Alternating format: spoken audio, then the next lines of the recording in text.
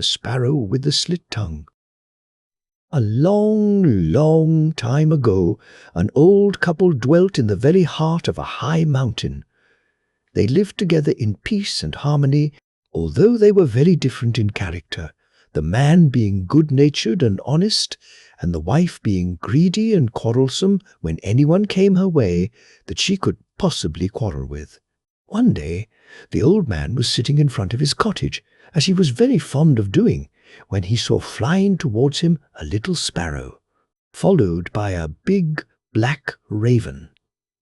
The poor little thing was very much frightened and cried out as it flew, and the great bird came behind it terribly fast, flapping its wings and craning its beak, for it was hungry and wanted some dinner.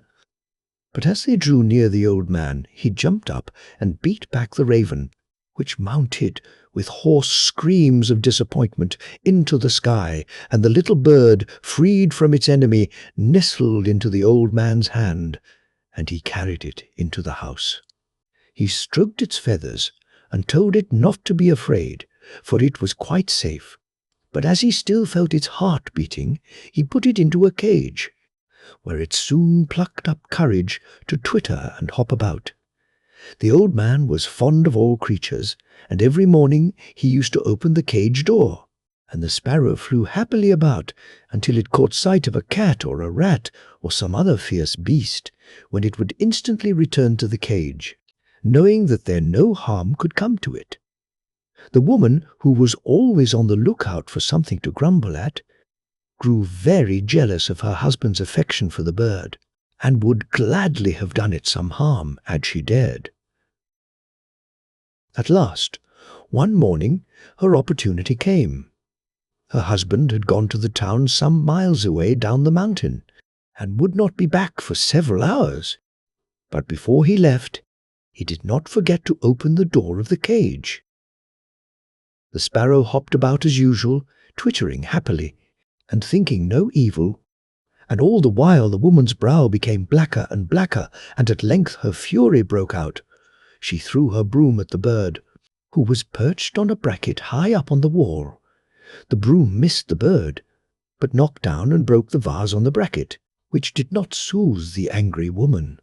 Then she chased it from place to place, and at last had it safe between her fingers, almost as frightened as on the day that it had made its first entrance into the hut. By this time the woman was more furious than ever. If she had dared, she would have killed the sparrow then and there, but as it was, she only ventured to slit its tongue. The bird struggled and piped, but there was no one to hear it, and then, crying out loud with the pain, it flew from the house and was lost in the depths of the forest. By and by, the old man came back, and at once began to ask for his pet. His wife, who was still in a very bad temper, told him the whole story, and scolded him roundly for being so silly as to make such a fuss over a bird. But the old man, who was much troubled, declared she was a bad, hard-hearted woman to have behaved so to a poor harmless bird. Then he left the house and went into the forest to seek for his pet. He walked many hours, whistling and calling for it, but it never came. And he went sadly home, resolved to be out with the dawn and never to rest till he had brought the wanderer back. Day after day he searched and called, and evening after evening he returned in despair. At length he gave up hope, and made up his mind that he should see his little friend no more.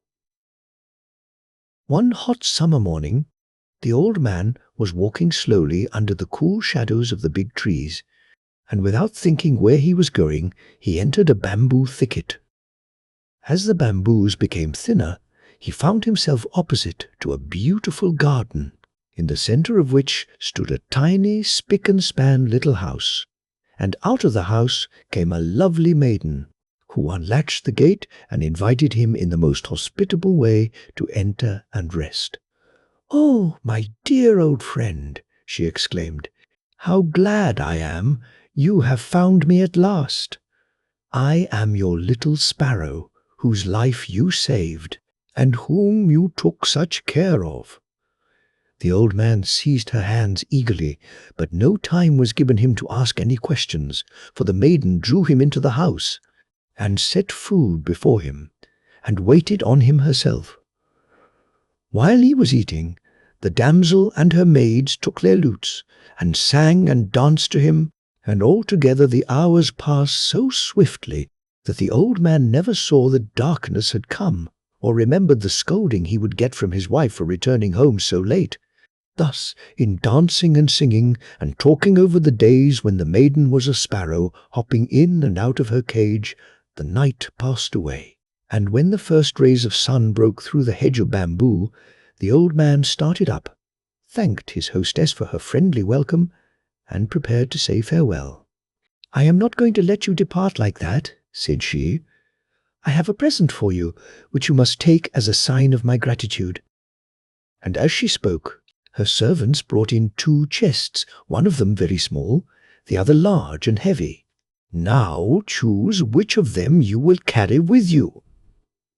So the old man chose the small chest, and hid it under his cloak, and set out on his homeward way. But as he drew near the house, his heart sank a little, for he knew what a fury his wife would be in, and how she would abuse him for his absence. And it was even worse than he expected. However, long experience had taught him to let her storm and say nothing, so he lit his pipe and waited till she was tired out. The woman was still raging and did not seem likely to stop when her husband, who by this time had forgotten all about her, drew out the chest from under his cloak and opened it. Oh, what a blaze met his eyes! Gold and precious stones were heaped up to the very lid, and lay dancing in his sunlight. At the sight of these wonders, even the scolding tongue ceased, and the woman approached, and took the stones in her hand, setting greedily aside those that were the largest and most costly. Then her voice softened, and she begged him quite politely to tell her where he had spent his evening, and how he had come by these wonderful riches. So he told her the whole story, and she listened with amazement till he came to the choice which had been given him between the 2 chests. At this her tongue broke loose again, as she abused him for his folly in taking the little one, and she never rested till her husband had described the exact way which led to the Sparrow Princess's house. When she had got it into her head, she put on her best clothes and set out at once. But in her blind haste she often missed the path, and she wandered for several hours before she at length reached the little house. She walked boldly up to the door and entered the room as if the whole place belonged to her, and quite frightened the poor girl, who was startled at the sight of her old enemy. However, she concealed her feelings as well as she could, and bade the intruder welcome, placing before her food and wine, hoping that when she had eaten and drunk she might take her leave. But nothing of the sort. "You will not let me go without a little present?" said the greedy wife, as she saw no signs of one being offered her. "Of course not," replied the girl, and at her orders 2 chests were brought in, as they had been before. The old woman instantly seized the bigger, and staggering under the weight of it, disappeared into the forest, hardly waiting even to say good-bye. It was a long way to her own house, and the chest seemed to grow heavier at every step. Sometimes she felt as if it would be impossible for her to get on at all, but her greed gave her strength, and at last she arrived at her own door. She sank down on the threshold, overcome with weariness, but in a moment was on her feet again, fumbling with the lock of the chest. But by this time night had come, and there was no light in the house, and the woman was in too much hurry to get to her treasures to go and look for one. At length, however, the lock gave way, and the lid flew open, when, oh horror! Instead of gold and jewels, she saw before her serpents with glittering eyes and forky tongues, and they twined themselves about her and darted poison into her veins, and she died, and no man regretted her. The Sprig of Rosemary. Once upon a time there lived a man with one daughter, and he made her work hard all the day. One morning, when she had finished everything he had set her to do, he told her to go out into the woods and get some dry leaves and sticks to kindle a fire. The girl went out and soon collected a large bundle, and then she plucked at a sprig of sweet-smelling rosemary for herself. But the harder she pulled, the firmer seemed the plant, and at last, determined not to be beaten, she gave one great tug, and the rosemary remained in her hands. Then she heard a voice close to her saying, "Well?" And turning, she saw before her a handsome young man, who asked why she had come to steal his firewood. The girl, who felt much confused, only managed to stammer out as an excuse that her father had sent her. "Very well," replied the young man, "then come with me." So he took her through the opening made by the torn-up root, and they travelled till they reached a beautiful palace, splendidly furnished, but only lighted from the top. And when they had entered, he told her that he was a great lord, and that never had he seen a maiden so beautiful as she, and that if she would give him her heart, they would be married and live happy for ever after. And the maiden said yes, she would, and so they were married. The next day, the old dame who looked after the house handed her all the keys, but pointed her out one that she would do well never to use, for if she did, the whole palace would fall to the ground, and the grass would grow over it, and the damsel herself would be remembered no more.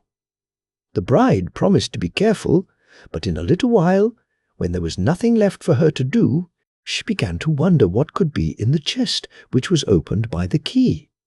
As everybody knows, if we once begin to think, we soon begin to do, and it was not very long before the key was no longer in the maiden's hand, but in the lock of the chest. But the lock was stiff and resisted all her efforts, and in the end she had to break it. And what was inside, after all? Why, nothing but a serpent's skin, which her husband, who was, unknown to her, a magician, put on when he was at work. And at the sight of it the girl was turning away in disgust, when the earth shook violently under her feet. The palace vanished as if it had never been, and the bride found herself in the middle of a field, not knowing where she was or whither to go. She burst into a flood of bitter tears, partly at her own folly, but more for the loss of her husband, whom she dearly loved. Then, breaking a sprig of rosemary off a bush hard by, she resolved, cost what it might, to seek him through the world till she found him. So she walked and she walked and she walked till she arrived at a house built of straw, and she knocked at the door and asked if they wanted a servant. The mistress said she did, and if the girl was willing, she might stay. But day by day the poor maiden grew more and more sad, till at last her mistress begged her to say what was the matter. Then she told her story, how she was going through the world seeking after her husband, and her mistress answered her, "Where he is, none can tell better than the sun, the moon, and the wind, for they go everywhere."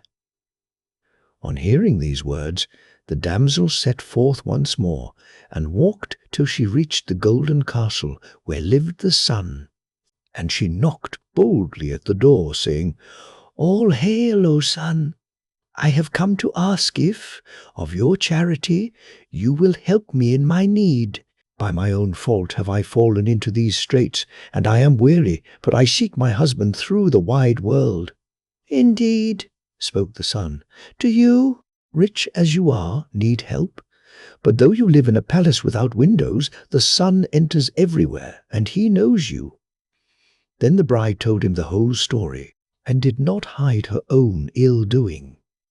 And the sun listened, and was sorry for her, and though he could not tell her where to go, he gave her a nut, and bid her open it in a time of great distress. The damsel thanked him with all her heart, and departed, and walked and walked and walked, till she came to another castle, and knocked at the door, which was opened by an old woman. "All hail!" said the girl. I have come of your charity to ask your help. It is my mistress, the moon, you seek. I will tell her of your prayer." So the moon came out, and when she saw the maiden she knew her again, for she had watched her sleeping both in the cottage and in the palace. And she spake to her and said, "Do you, rich as you are, need help?" Then the girl told her the whole story, and the moon listened and was sorry for her. And though she could not tell her where to find her husband, she gave her an almond, and told her to crack it when she was in great need. So the damsel thanked her, and departed, and walked, and walked, and walked, till she came to another castle. And she knocked at the door, and said, "All hail! I have come to ask if, of your charity, you will help me in my need." "It is my lord, the wind, that you want," answered the old woman who opened it. "I will tell him of your prayer." And the wind looked on her and knew her again, for he had seen her in the cottage and in the palace. And he spake to her and said, "Do you, rich as you are, want help?" And she told him the whole story. And the wind listened and was sorry for her, and he gave her a walnut that she was to eat in time of need. But the girl did not go as the wind expected. She was tired and sad, and knew not where to turn, so she began to weep bitterly. The wind wept too for company, and said, "Don't be frightened. I will go and see if I can find out something." And the wind departed with a great noise and fuss, and in the twinkling of an eye he was back again, beaming with delight. "From what one person and another have let fall," he exclaimed, "I have contrived to learn that he is in the palace of the king, who keeps him hidden lest anyone should see him, and that tomorrow he is to marry the princess, who, ugly creature that she is, has not been able to find any man to wed her." Who can tell the despair which seized the poor maiden when she heard this news? As soon as she could speak, she implored the wind to do all he could to get the wedding put off for 2 or 3 days, for it would take her all that time to reach the palace of the king. The wind gladly promised to do what he could, and as he travelled much faster than the maiden, he soon arrived at the palace, where he found 5 tailors working night and day at the wedding clothes of the princess.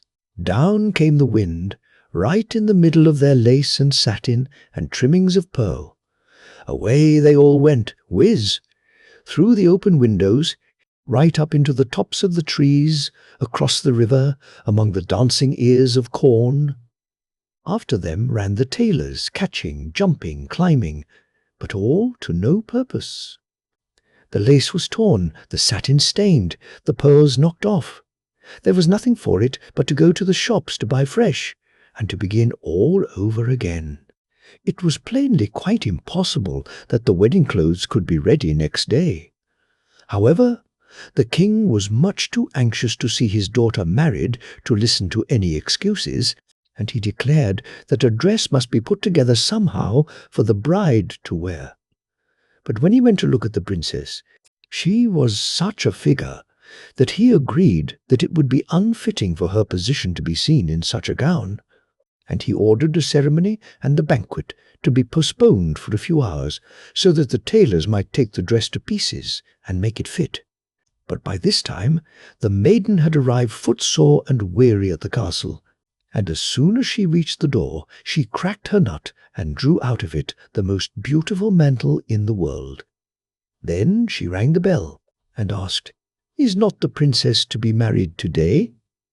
"Yes, she is." "Ask her if she would like to buy this mantle." And when the princess saw the mantle, she was delighted, for her wedding mantle had been spoilt with all the other things, and it was too late to make another. So she told the maiden to ask what price she would, and it should be given her. The maiden fixed a large sum, many pieces of gold, but the princess had set her heart on the mantle and gave it readily. Now the maiden hid her gold in the pocket of her dress and turned away from the castle. The moment she was out of sight, she broke her almond, and drew from it the most magnificent petticoats that ever were seen. Then she went back to the castle and asked if the princess wished to buy any petticoats. No sooner did the princess cast her eyes on the petticoats than she declared they were even more beautiful than the mantle, and that she would give the maiden whatever price she wanted for them. And the maiden named many pieces of gold, which the princess paid her gladly, so pleased was she with her new possessions. Then the girl went down the steps where none could watch her and cracked her walnut, and out came the most splendid court dress that any dressmaker had ever invented, and, carrying it carefully in her arms, she knocked at the door and asked if the princess wished to buy a court dress.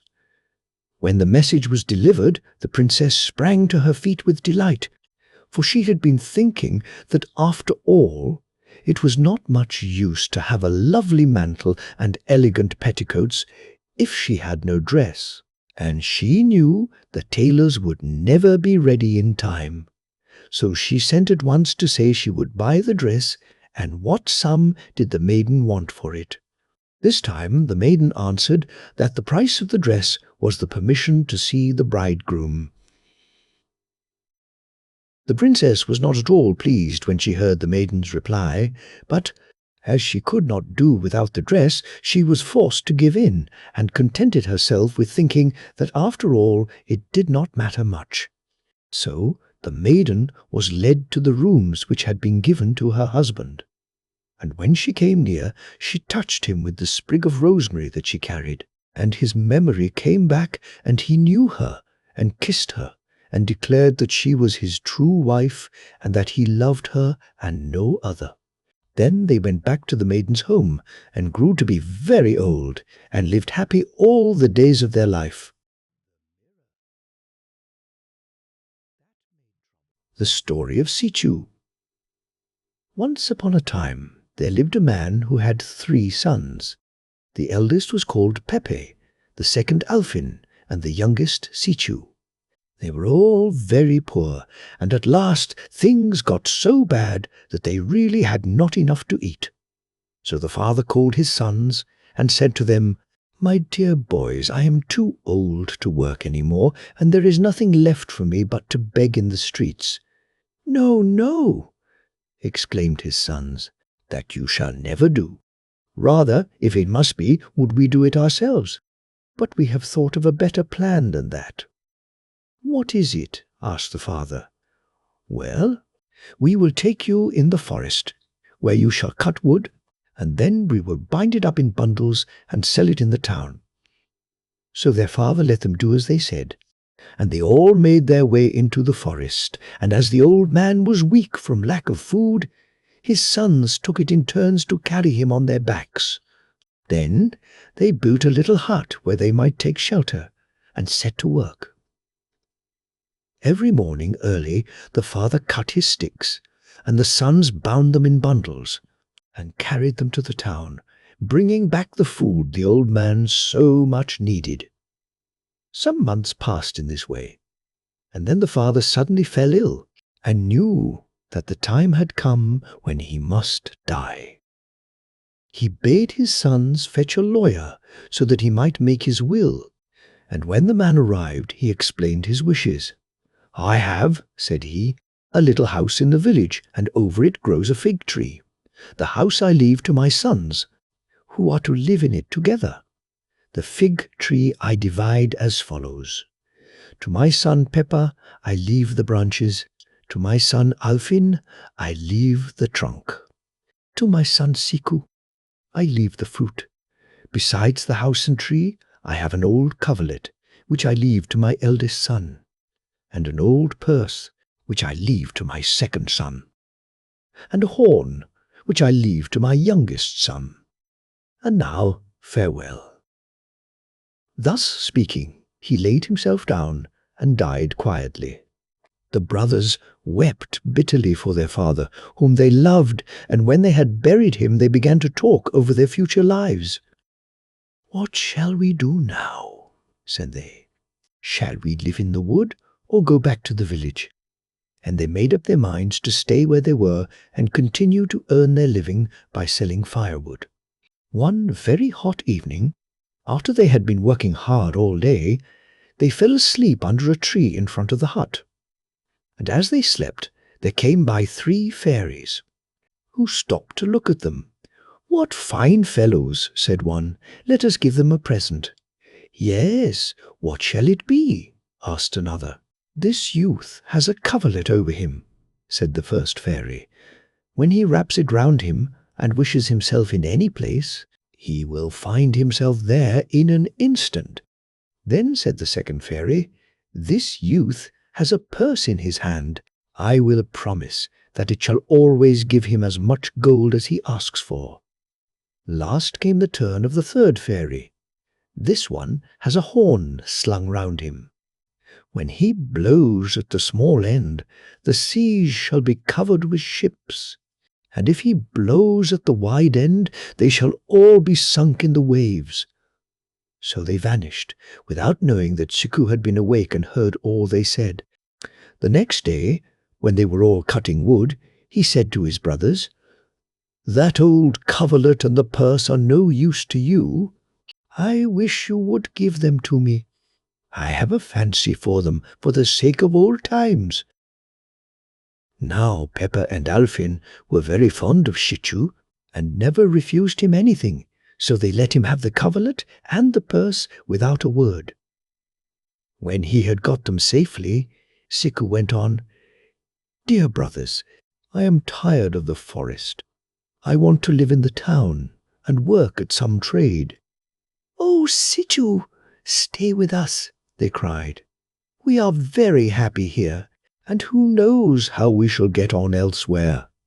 "We can always try," answered Sichu. "And if times are bad, we can come back here and take up wood cutting." So saying, he picked up his bundle of sticks, and his brothers did the same. But when they reached the town, they found that the market was overstocked with firewood, and they did not sell enough to buy themselves a dinner, far less to get any food to carry home.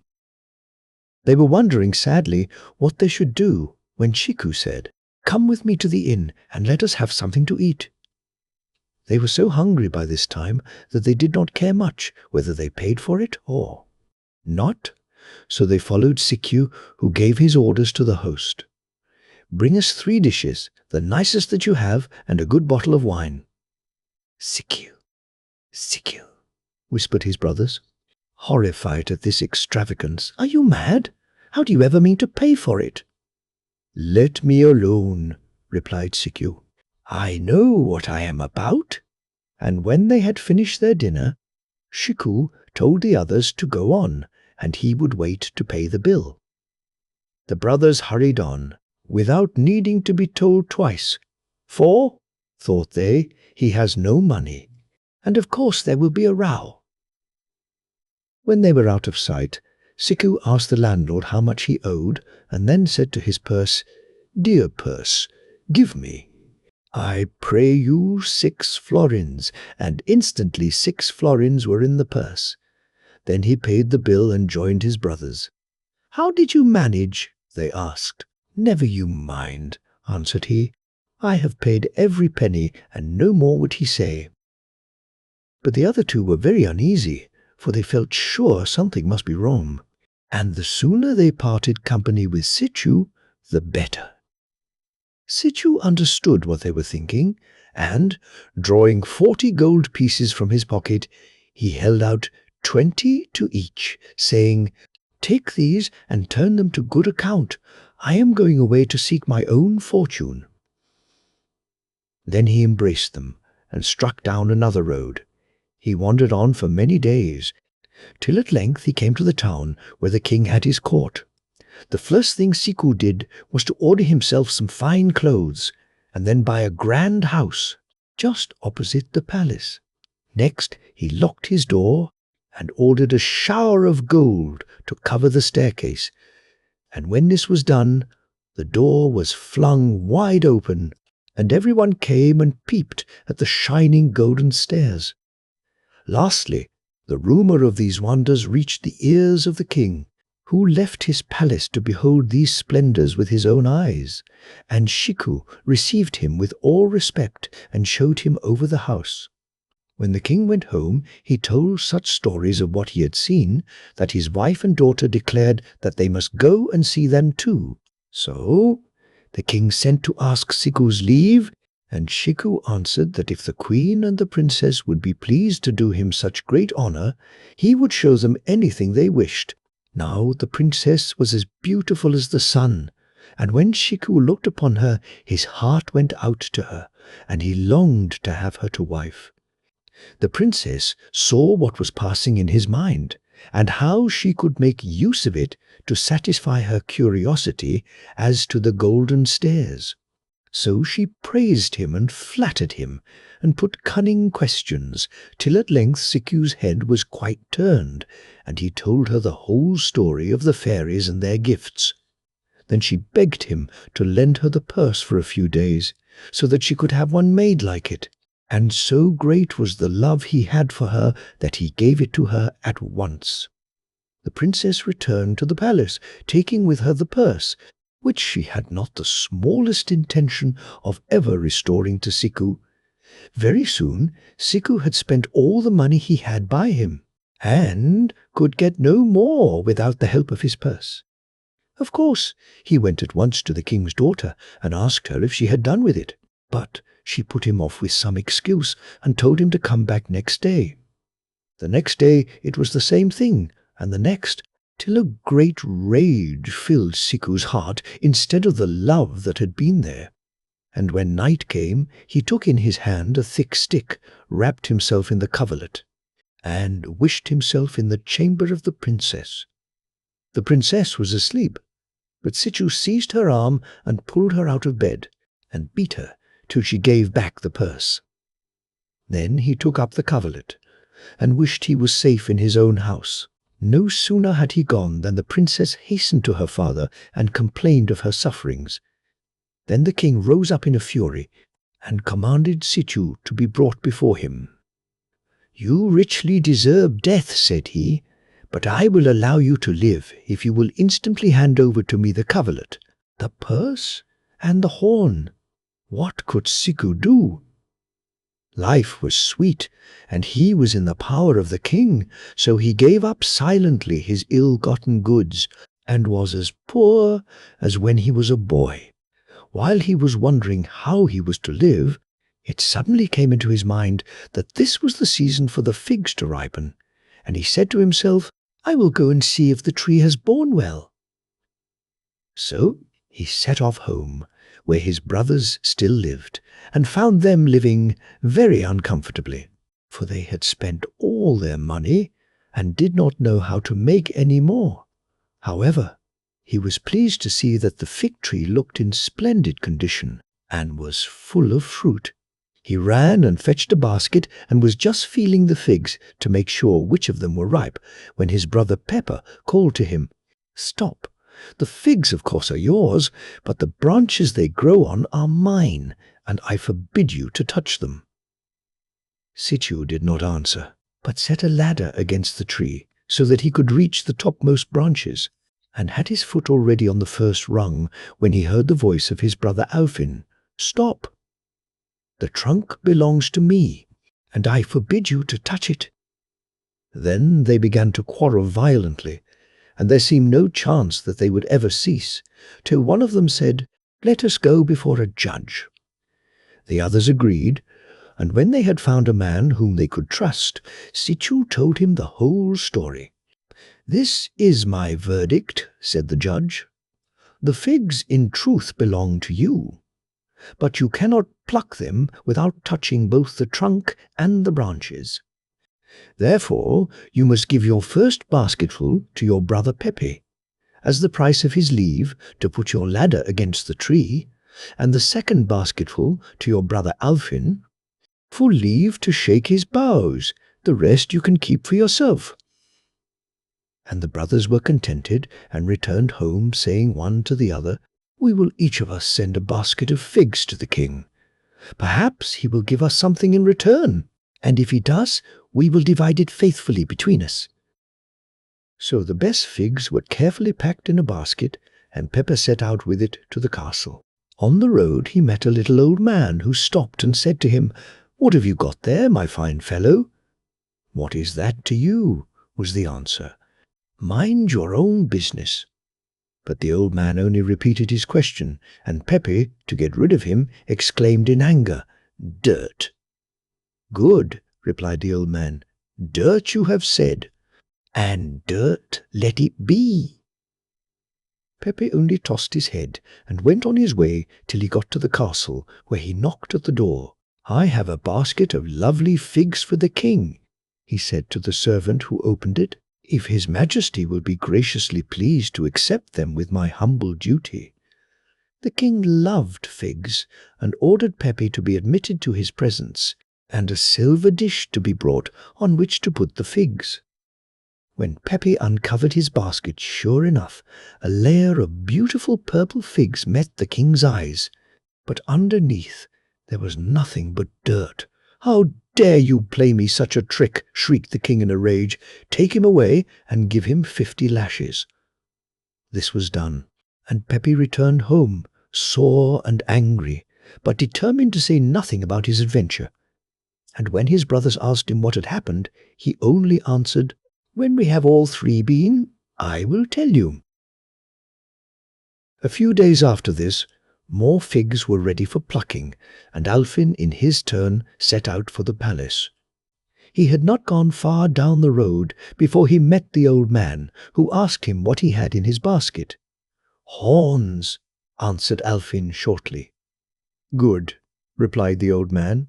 "Horns you have said, and horns let it be." When Alfin reached the castle, he knocked at the door and said to the servant, "Here is a basket of lovely figs, if his majesty will be good enough to accept them with my humble duty." The king commanded that Alfin should be admitted to his presence, and a silver dish to be brought on which to lay the figs. When the basket was uncovered, some beautiful purple figs lay on the top, but underneath there was nothing but horns.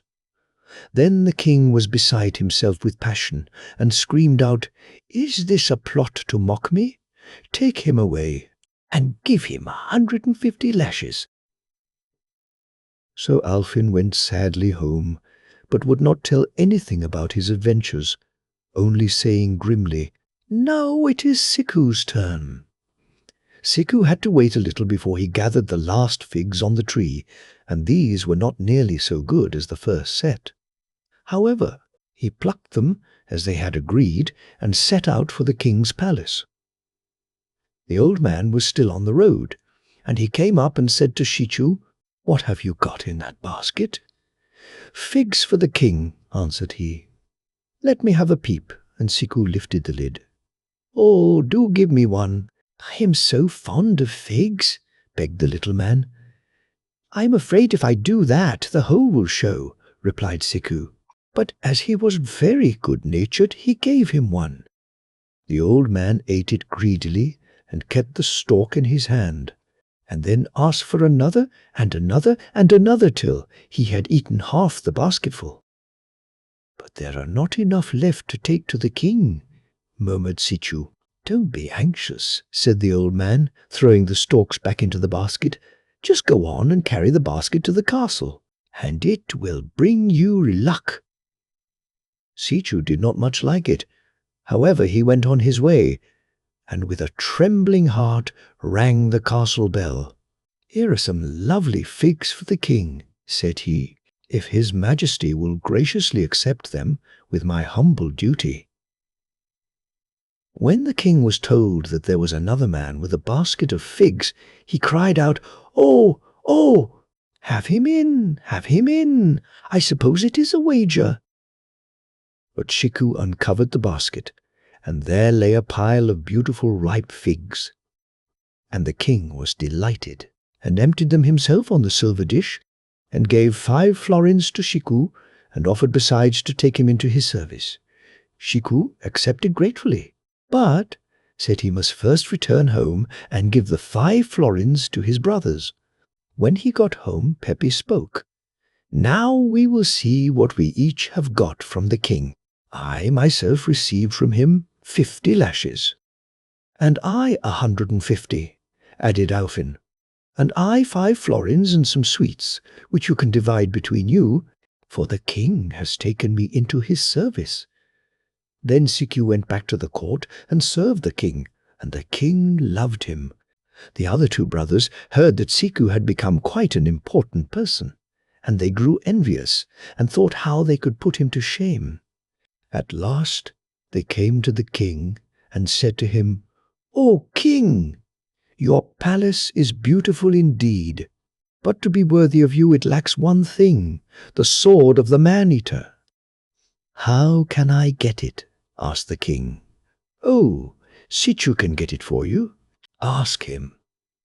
So the king sent for Siku and said to him, "Siku, you must at any price manage to get the sword of the man-eater." Siku was very much surprised at this sudden command, and he walked thoughtfully away to the stables and began to stroke his favorite horse, saying to himself, "Ah, my pet, we must bid each other goodbye, for the king has sent me away to get the sword of the man-eater." Now this horse was not like other horses, for it was a talking horse, and knew a great deal about many things. So it answered, "Fear nothing, and do as I tell you. Beg the king to give you 50 gold pieces and leave to ride me, and the rest will be easy." Shiku believed what the horse said, and prayed the king to grant him what he asked. Then the 2 friends set out, but the horse chose what roads he pleased, and directed Sichu in everything. It took them many days' hard riding before they reached the country where the man-eater lived, and then the horse told Siku to stop a group of old women who were coming chattering through the wood, and offer them each a shilling if they would collect a number of mosquitoes and tie them up in a bag. When the bag was full, Shiku put it on his shoulder and stole into the house of the man-eater, who had gone to look for his dinner, and let them all out in his bedroom. He himself hid carefully under the bed and waited. The man-eater came in late, very tired with his long walk, and flung himself on the bed, placing his sword with its shining blade by his side.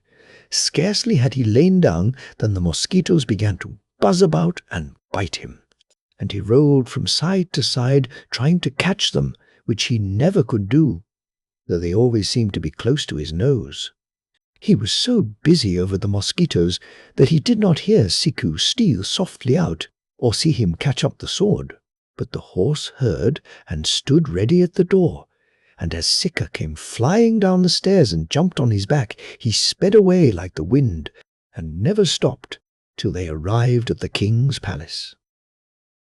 The king had suffered much pain in his absence, thinking that if the man-eater ate Siku, it would be all his fault. And he was so overjoyed to have him safe that he almost forgot the sword which he had sent him to bring. But the 2 brothers did not love Siku any better, because he had succeeded when they hoped he would have failed. And one day they spoke to the king. "It is all very well for Sichu to have got possession of the sword, but it would have been far more to your majesty's honor if he had captured the man-eater himself." The king thought upon these words, and at last he said to Shichu, "Shichu, I shall never rest until you bring me back the man-eater himself. You may have any help you like, but somehow or other you must manage to do it." Sichu felt very much cast down at these words, and went to the stable to ask advice of his friend, the horse. "Fear nothing," said the horse. "Just say you want me and 50 pieces of gold." Siki did as he was bid, and the 2 set out together. When they reached the country of the man-eater, Shiku made all the church bells toll and a proclamation to be made. "Shiku, the servant of the king, is dead." The man-eater soon heard what everyone was saying, and was glad in his heart, for he thought, "Well, it is good news that the thief who stole my sword is dead." But Siku bought an axe and a saw, and cut down a pine tree in the nearest wood, and began to hew it into planks. "What are you doing in my wood?" asked the man-eater, coming up. "Noble lord," answered Sichu, "I am making a coffin for the body of Shichu, who is dead." "Don't be in a hurry," answered the man-eater, who of course did not know whom he was talking to, "and perhaps I can help you." And they set to work sawing and fitting, and very soon the coffin was finished. Then Sichu scratched his ear thoughtfully and cried, "Idiot that I am! I never took any measures. How am I to know if it is big enough? But now I come to think of it, Sichu was about your size. I wonder if you would be so good as just to put yourself in the coffin and see if there is enough room." "Oh, delighted," said the man-eater, and laid himself at full length in the coffin. Shichu clapped on the lid, put a strong cord round it, tied it fast on his horse, and rode back to the king. And when the king saw that he really had brought back the man-eater, he commanded a huge iron chest to be brought, and locked the coffin up inside. Just about this time the queen died, and soon after the king thought he should like to marry again. He sought everywhere, but he could not hear of any princess that took his fancy. Then the two envious brothers came to him and said, "O king, there is but one woman that is worthy of being your wife, and that is she who is the fairest in the whole world." "But where can I find her?" asked the king. "Oh, Siku will know, and he will bring her to you." Now the king had got so used to depending on Sichu that he really believed he could do everything. So he sent for him and said, "Siku, unless within 8 days you bring me the fairest in the whole world, I will have you hewn into 1,000 pieces." This mission seemed to Siku 100 times worse than either of the others, and with tears in his eyes he took his way to the stables. "Cheer up," laughed the horse. "Tell the king you must have some bread and honey, and a purse of gold, and leave the rest to me." Sichu did as he was bid, and they started at a gallop. After they had ridden some way, they saw a swarm of bees lying on the ground, so hungry and weak that they were unable to fly. "Get down and give the poor things some honey," said the horse, and Siku dismounted. By and by they came to a stream, on the bank of which was a fish, flapping feebly about in its efforts to reach the water. "Jump down and throw the fish into the water. He will be useful to us." And Siku did so. Farther along the hillside they saw an eagle whose leg was caught in a snare. "Go and free that eagle from the snare. He will be useful to us." And in a moment the eagle was soaring up into the sky. At length they came to the castle, where the fairest in the world lived with her parents. Then said the horse, "You must get down and sit upon that stone, for I must enter the castle alone. Directly you see me come tearing by with the princess on my back, jump up behind and hold her tight, so that she does not escape you. If you fail to do this, we are both lost." Shichu seated himself on the stone, and the horse went on to the courtyard of the castle, where he began to trot round in a graceful and elegant manner. Soon a crowd collected, first to watch him and then to pat him, and the king and queen and princess came with the rest. The eyes of the fairest in the world brightened as she looked, and she sprang on the horse's saddle, crying, "Oh, I really must ride him a little." But the horse made one bound forward, and the princess was forced to hold tight by his mane, lest she should fall off. And as they dashed past the stone where Sichu was waiting for them, he swung himself up and held her round the waist. As he put his arms round her waist, the fairest in the world unwound the veil from her head and cast it to the ground, and then she drew a ring from her finger and flung it into the stream. But she said nothing, and they rode on fast. The king of Siku's country was watching for them from the top of a tower, And when he saw in the distance a cloud of dust, he ran down to the steps so as to be ready to receive them. Bowing low before the fairest in the world, he spoke, "Noble lady, will you do me the honor to become my wife?" "But," she answered, "that can only be when Siku brings me the veil that I let fall on my way here." And the king turned to Siku and said, "Siku, if you do not find the veil at once, you shall lose your head." Siku, who by this time had hoped for a little peace, felt his heart sink at this fresh errand, and he went into the stable to complain to the faithful horse. "It will be all right," answered the horse when he had heard his tale. "Just take enough food for the day for both of us, and then get on my back." They rode back all the way they had come till they reached the place where they had found the eagle caught in the snare. Then the horse bade Sikau to call 3 times on the king of the birds, and when he replied, to beg him to fetch the veil which the fairest in the world had let fall. "Wait a moment," answered a voice that seemed to come from somewhere very high up indeed. "An eagle is playing with it just now, but he will be here with it in an instant." And a few minutes after, there was a sound of wings, and an eagle came fluttering towards them with the veil in his beak, and Siku saw it was the very same eagle that he had freed from the snare. So he took the veil and rode back to the king. Now the king was enchanted to see him so soon, and took the veil from Siku and flung it over the princess, crying, "Here is the veil you asked for, so I claim you for my wife." "Not so fast," answered she. "I can never be your wife till Siku puts on my finger the ring I threw into the stream." Siku, who was standing by, expecting something of the sort, bowed his head when he heard her words and went straight to the horse. "Mount at once," said the horse. "This time it is very simple." And he carried Sichu to the banks of the little stream. "Now call 3 times on the Emperor of the Fishes, and beg him to restore you the ring that the princess dropped." Siku did as the horse told him, and a voice was heard in answer that seemed to come from a very long way off. "What is your will?" it asked, and Chishu replied that he had been commanded to bring back the ring that the princess had flung away as she rode past.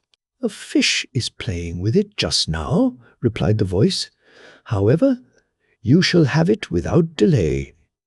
And sure enough, very soon, a little fish was seen rising to the surface with the lost ring in his mouth. And Siku knew him to be the fish that he had saved from death, and he took the ring and rode back with it to the king. "That is not enough," exclaimed the princess when she saw the ring.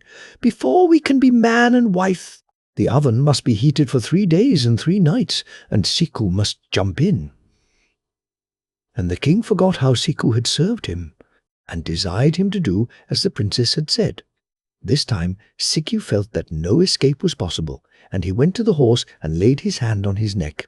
"Now it is indeed goodbye, and there is no help to be got even from you." And he told him what fate awaited him. But the horse said, "Oh, never lose heart, but jump on my back and make me go till the foam flies in flecks all about me. Then get down and scrape off the foam with a knife. This you must rub all over you, and when you are quite covered, you may suffer yourself to be cast into the oven, for the fire will not hurt you, nor anything else." And Shichu did exactly as the horse bade him, and went back to the king. And before the eyes of the fairest in the world, he sprang into the oven. And when the fairest in the world saw what he had done, love entered into her heart, and she said to the king, "One thing more. Before I can be your wife, you must jump into the oven, as Sikyu has done." "Willingly," replied the king, stooping over the oven. But on the brink he paused a moment and called to Siku, "Tell me, Siku, how did you manage to prevent the fire burning you?" Now Shichu could not forgive his master, whom he had served so faithfully, for sending him to his death without a thought. So he answered, "I rubbed myself over with fat, and I am not even singed." When he heard these words, the king, whose head was full of the princess, never stopped to inquire if they could be true, and smeared himself over with fat and sprang into the oven. And in a moment the fire caught him, and he was burned up. Then the fairest in the world held out her hand to Sikyu and smiled, saying, "Now we will be man and wife." So Sikyu married the fairest in the world and became king of the country. The three brothers. There was once a man who had 3 sons and no other possessions beyond the house in which he lived. Now the father loved his 3 sons equally, so that he could not make up his mind which of them should have the house after his death, because he did not wish to favor anyone more than the others. And he did not want to sell the house, because it had belonged to his family for generations. Otherwise he could have divided the money equally amongst them. At last an idea struck him, and he said to his sons, "You must all go out into the world and look about you, and each learn a trade, and then, when you return, whoever can produce the best masterpiece shall have the house." The sons were quite satisfied.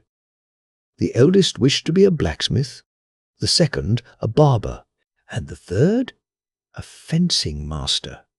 They appointed a time when they were to return home, and then they all set out.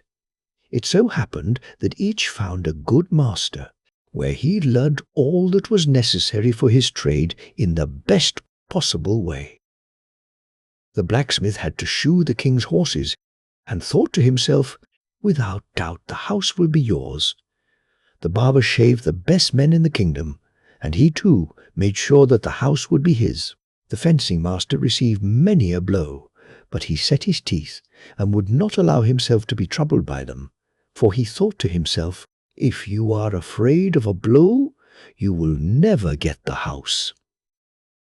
When the appointed time had come, the 3 brothers met once more, and they sat down and discussed the best opportunity of showing off their skill.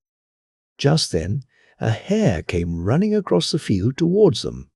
"Look," said the barber, "here comes something in the nick of time." Seized basin and soap, made a lather whilst the hare was approaching, and then, as it ran at full tilt, shaved its moustaches, without cutting it, or injuring a single hair on its body. "I like that very much indeed," said the father. "Unless the others exert themselves to the utmost, the house will be yours." Soon after, they saw a man driving a carriage furiously towards them.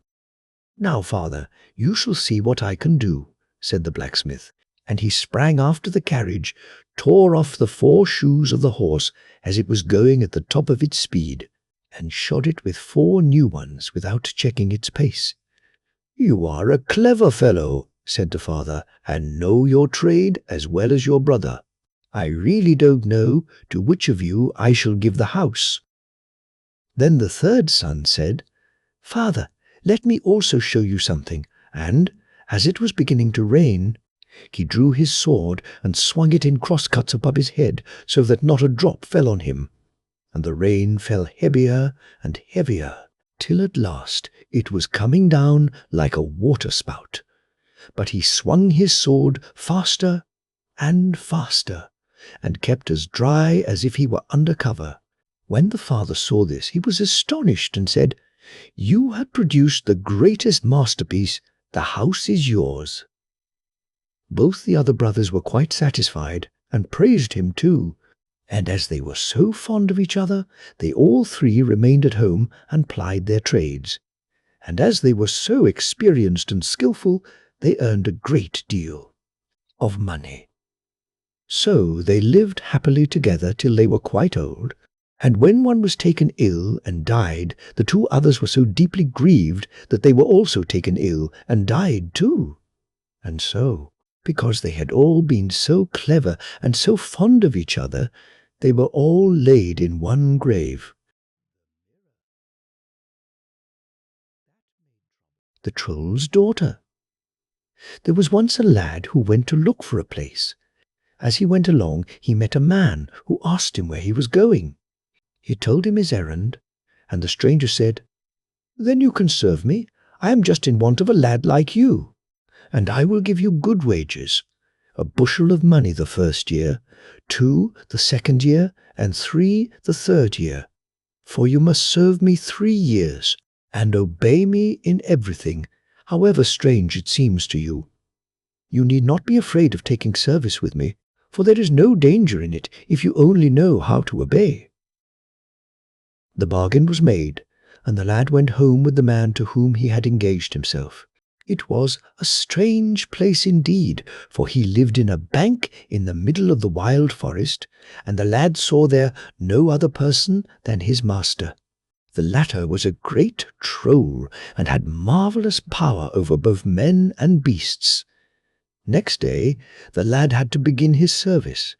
The first thing that the troll set him to was to feed all the wild animals from the forest. These the troll had tied up, and there were both wolves and bears, deer and hares, which the troll had gathered in the stalls and folds in his stable down beneath the ground, and that stable was a mile long. The boy, however, accomplished all this work on that day, and the troll praised him and said that it was very well done. Next morning the troll said to him, "Today the animals are not to be fed. They don't get the like of that every day. You shall have leave to play about for a little, until they are to be fed again." Then the troll said some words to him which he did not understand, and with that the lad turned into a hare and ran out into the wood. He got plenty to run for, too, for all the hunters aimed at him and tried to shoot him, and the dogs barked and ran after him wherever they got wind of him. He was the only animal that was left in the wood now, for the troll had tied up all the others, and every hunter in the whole country was eager to knock him over. But in this they met with no success. There was no dog that could overtake him, and no marksman that could hit him. They shot and shot at him, and he ran and ran.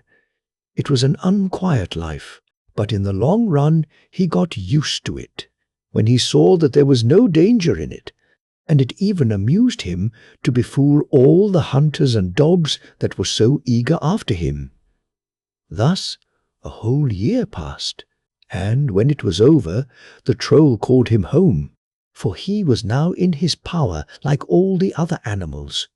The troll then said some words to him which he did not understand, and the hare immediately became a human being again. "Well, how do you like to serve me?" said the troll, "and how do you like being a hare?" The lad replied that he liked it very well. He had never been able to go over the ground so quickly before.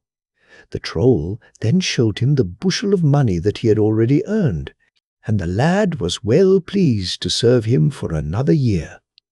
The first day of the second year, the boy had the same work to do as on the previous one, namely, to feed all the wild animals in the troll's stable. When he had done this, the troll again said some words to him, and with that he became a raven and flew high up into the air. This was delightful, the lad thought. He could go even faster now than when he was a hare, and the dogs could not come after him here. This was a great delight to him, but he soon found out that he was not to be left quite at peace, for all the marksmen and hunters who saw him aimed at him and fired away, for they had no other birds to shoot at than himself, as the troll had tied up all the others. This, however, he also got used to when he saw that they could never hit him, and in this way he flew about all that year, until the troll called him home again, said some strange words to him, and gave him his human shape again. "Well, how did you like being a raven?" said the troll. "I liked it very well," said the lad. for never in all my days have I been able to rise so high." The Troll then showed him the 2 bushels of money which he had earned that year, and the lad was well content to remain in his service for another year. Next day he got his old task of feeding all the wild beasts. When this was done, the Troll again said some words to him, and at these he turned into a fish and sprang into the river. He swam up and he swam down, and thought it was pleasant to let himself drive with the stream. In this way he came right out into the sea and swam further and further out. At last he came to a glass palace which stood at the bottom of the sea. He could see into all the rooms and halls, where everything was very grand. All the furniture was of white ivory, inlaid with gold and pearl. There were soft rugs and cushions of all the colours of the rainbow, and beautiful carpets that looked like the finest moss, and flowers and trees with curiously crooked branches, both green and yellow, white and red, and there were also little fountains, which sprang up from the most beautiful snail shells, and fell into bright mussel shells, and at the same time made a most delightful music, which filled the whole palace. The most beautiful thing of all, however, was a young girl who went about there all alone. She went about from one room to another, but did not seem to be happy with all the grandeur she had about her. She walked in solitude and melancholy, and never even thought of looking at her own image in the polished glass walls that were on every side of her, although she was the prettiest creature anyone could wish to see. The lad thought so too while he swam round the palace and peeped in from every side. "Here, indeed, it would be better to be a man than such a poor dumb fish as I am now," said he to himself. "If I could only remember the words that the Troll says when he changes my shape, then perhaps I could help myself to become a man again." He swam, and he pondered, and he thought over this until he remembered the sound of what the Troll said, and then he tried to say it himself. In a moment he stood in human form at the bottom of the sea. He made haste then to enter the glass palace, and went up to the young girl and spoke to her. At first he nearly frightened the life out of her, but he talked to her so kindly and explained how he had come down there that she soon recovered from her alarm, and was very pleased to have some company to relieve the terrible solitude that she lived in.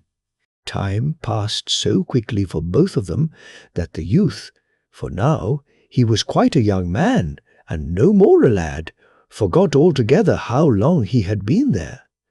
One day the girl said to him that now it was close on the time when he must become a fish again. The Troll would soon call him home, and he would have to go.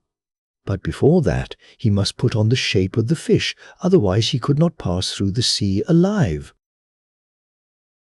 Before this, while he was staying down there, she had told him that she was a daughter of the same Troll whom the youth served, and he had shut her up there to keep her away from everyone. She had now devised a plan by which they could perhaps succeed in getting to see each other again, and spending the rest of their lives together. But there was much to attend to, and he must give careful heed to all that she told him. She told him then that all the kings in the country round about were in debt to her father, the Troll, and the king of a certain kingdom, the name of which she told him was the first who had to pay, and if he could not do so at the time appointed, he would lose his head. "And he cannot pay?" said she. "I know that for certain." "Now you must, first of all, give up your service with my father. The 3 years are past, and you are at liberty to go. You will go off with your 6 bushels of money to the kingdom that I have told you of, and there enter the service of the king. When the time comes near for his debt becoming due, you will be able to notice by his manner that he is ill at ease. You shall then say to him that you know well enough what it is that is weighing upon him, that it is the debt which he owes to the Troll and cannot pay, but that you can lend him the money. The amount is 6 bushels, just what you have. You shall, however, Only lend them to him on condition that you may accompany him when he goes to make the payment, and that you then have permission to run before him as a fool. When you arrive at the troll's abode, you must perform all kinds of foolish tricks, and see that you break a whole lot of his windows, and do all other damage that you can. My father will then get very angry, and as the king must answer for what his fool does, he will sentence him, even although he has paid his debt, either to answer 3 questions or to lose his life. The first question my father will ask will be, "Where is my daughter?" Then you shall step forward and answer, "She is at the bottom of the sea." He will then ask you whether you can recognize her, and to this you will answer, "Yes." Then he will bring forward a whole troop of women, and cause them to pass before you, in order that you may pick out the one that you take for his daughter. You will not be able to recognize me at all, and therefore I will catch hold of you as I go past, so that you can notice it, and you must then make haste to catch me and hold me fast. You have then answered his first question. His next question will be, "Where is my heart?" You shall then step forward again and answer, "It is in a fish." "Do you know that fish?" he will say, and you will again answer, "Yes." He will then cause all kinds of fish to come before you, and you shall choose between them. I shall take good care to keep by your side, and when the right fish comes, I will give you a little push, and with that you will seize the fish and cut it up. Then all will be over with the troll. He will ask no more questions, and we shall be free to wed. When the youth had got all these directions as to what he had to do when he got ashore again, the next thing was to remember the words which the troll said when he changed him from a human being to an animal. But these he had forgotten, and the girl did not know them either. He went about all day in despair, and thought, but he could not remember what they sounded like. During the night he could not sleep, until towards morning he fell into a slumber, and all at once it flashed upon him what the troll used to say. He made haste to repeat the words, and at the same moment he became a fish again, and slipped out into the sea. Immediately after this he was called upon, and swam through the sea up the river to where the troll stood on the bank, and restored him to human shape with the same words as before. "Well, how do you like to be a fish?" asked the troll. It was what he had liked best of all, said the youth, and that was no lie, as everybody can guess. The troll then showed him the 3 bushels of money which he had earned during the past year. They stood beside the other 3, and all the 6 now belonged to him. "Perhaps you will serve me for another year yet," said the troll, "and you will get 6 bushels of money for it. That makes 12 in all, and that is a pretty penny." "No," said the youth. He thought he had done enough, and was anxious to go to some other place to serve, and learn other people's ways, but he would, perhaps, come back to the troll some other time. The troll said that he would always be welcome. He had served him faithfully for the 3 years they had agreed upon, and he could make no objections to his leaving now. The youth then got his 6 bushels of money, and with these he betook himself straight to the kingdom which his sweetheart had told him of. He got his money buried in a lonely spot close to the king's palace, and then went in there and asked to be taken into service. He obtained his request, and was taken on as stableman to tend the king's horses. Some time passed, and he noticed how the king always went about sorrowing and grieving, and was never glad or happy. One day the king came into the stable, where there was no one present except the youth, who said straight out to him that, with his majesty's permission, he wished to ask him why he was so sorrowful. "It's of no use speaking about that," said the king. "You cannot help me, at any rate." "You don't know about that," said the youth. "I know well enough what it is that lies so heavy on your mind, and I know also of a plan to get the money paid." This was quite another case, and the king had more talk with the stableman, who said that he could easily lend the king the 6 bushels of money, but would only do it on condition that he should be allowed to accompany the king when he went to pay the debt, and that he should then be dressed like the king's court fool and run before him. He would cause some trouble, for which the king would be severely spoken to, but he would answer for it that no harm would befall him. The king gladly agreed to all that the youth proposed, and it was now high time for them to set out. When they came to the troll's dwelling, it was no longer in the bank, but on the top of this there stood a large castle, which the youth had never seen before. The troll could, in fact, make it visible or invisible, just as he pleased. And, knowing as much as he did of the troll's magic arts, the youth was not at all surprised at this.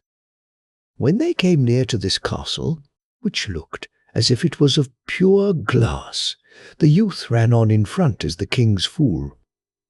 He ran, sometimes facing forwards, sometimes backwards, stood sometimes on his head, and sometimes on his feet, and he dashed in pieces so many of the troll's big glass windows and doors that it was something awful to see, and overturned everything he could, and made a fearful disturbance.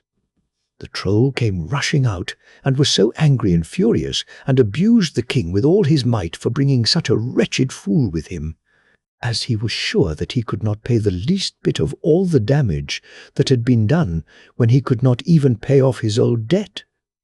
The fool, however, spoke up, and said that he could do so quite easily, and the king then came forward with the 6 bushels of money which the youth had lent him.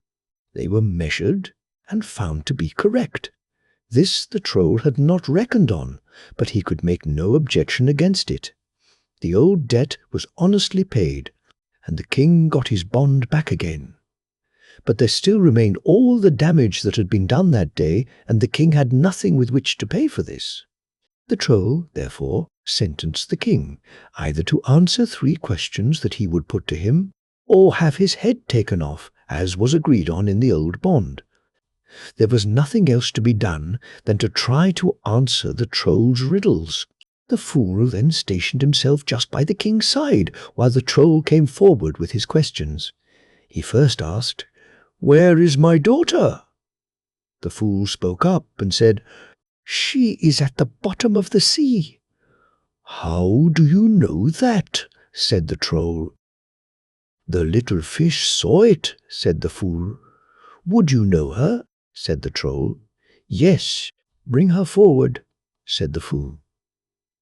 The troll made a whole crowd of women go past them, one after the other. But all these were nothing but shadows and deceptions.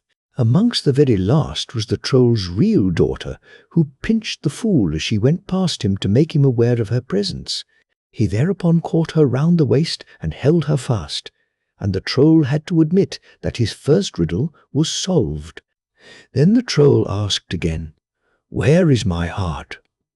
"It is in a fish," said the fool. "Would you know that fish?" said the troll. "Yes, bring it forward," said the fool.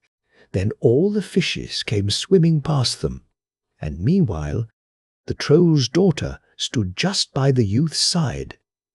When at last the right fish came swimming along, she gave him a nudge, and he seized it at once, drove his knife into it and split it up, took the heart out of it and cut it through the middle. At the same moment the troll fell dead and turned into pieces of flint. With that all the bonds that the troll had bound were broken. All the wild beasts and birds which he had caught and hid under the ground were free now, and dispersed themselves in the woods and in the air.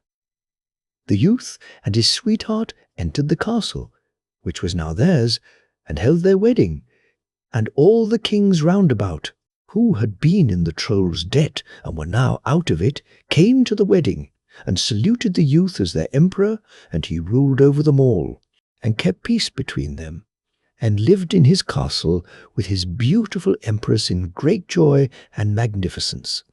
And if they have not died since they are living there to this day. The Two Brothers. Long ago there lived two brothers, both of them very handsome, and both so very poor that they seldom had anything to eat but the fish which they caught. One day they had been out in their boats in sunrise without a single bite, and were just thinking of putting up their lines and going home to bed when they felt a little feeble tug, and, drawing in hastily, they found a tiny fish at the end of the hook. "What a wretched little creature!" cried one brother. "However, it is better than nothing, and I will bake him with bread crumbs and have him for supper." "Oh, do not kill me yet," begged the fish. "I will bring you good luck, indeed I will." "You silly thing," said the young man. "I've caught you, and I shall eat you." But his brother was sorry for the fish, and put in a word for him. "Let the poor little fellow live. He would hardly make one bite, and, after all, how do we know we are not throwing away our luck? Put him back into the sea. It will be much better." "If you will let me live," said the fish, "you will find on the sands tomorrow morning 2 beautiful horses, splendidly saddled and bridled, and on them you can go through the world as knights seeking adventures." "Oh dear, what nonsense!" exclaimed the elder, "and, besides, what proof have we that you are speaking the truth?" But again the younger brother interposed. "Oh, do let him live.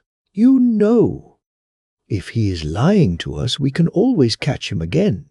It is quite worth while trying." At last the young man gave in, and threw the fish back into the sea, and both brothers went supperless to bed, and wondered what fortune the next day would bring. At the first streaks of dawn they were both up, and in a very few minutes were running down to the shore.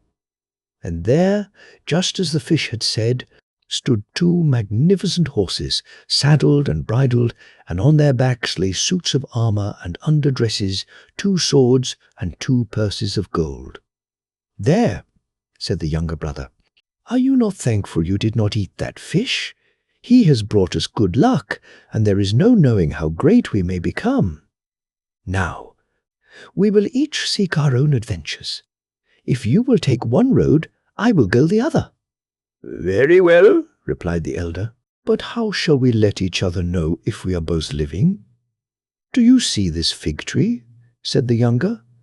"Well, whenever we want news of each other, we have only to come here and make a slit with our swords in the back. If milk flows, it is a sign that we are well and prosperous. But if, instead of milk, there is blood, then we are either dead or in great danger."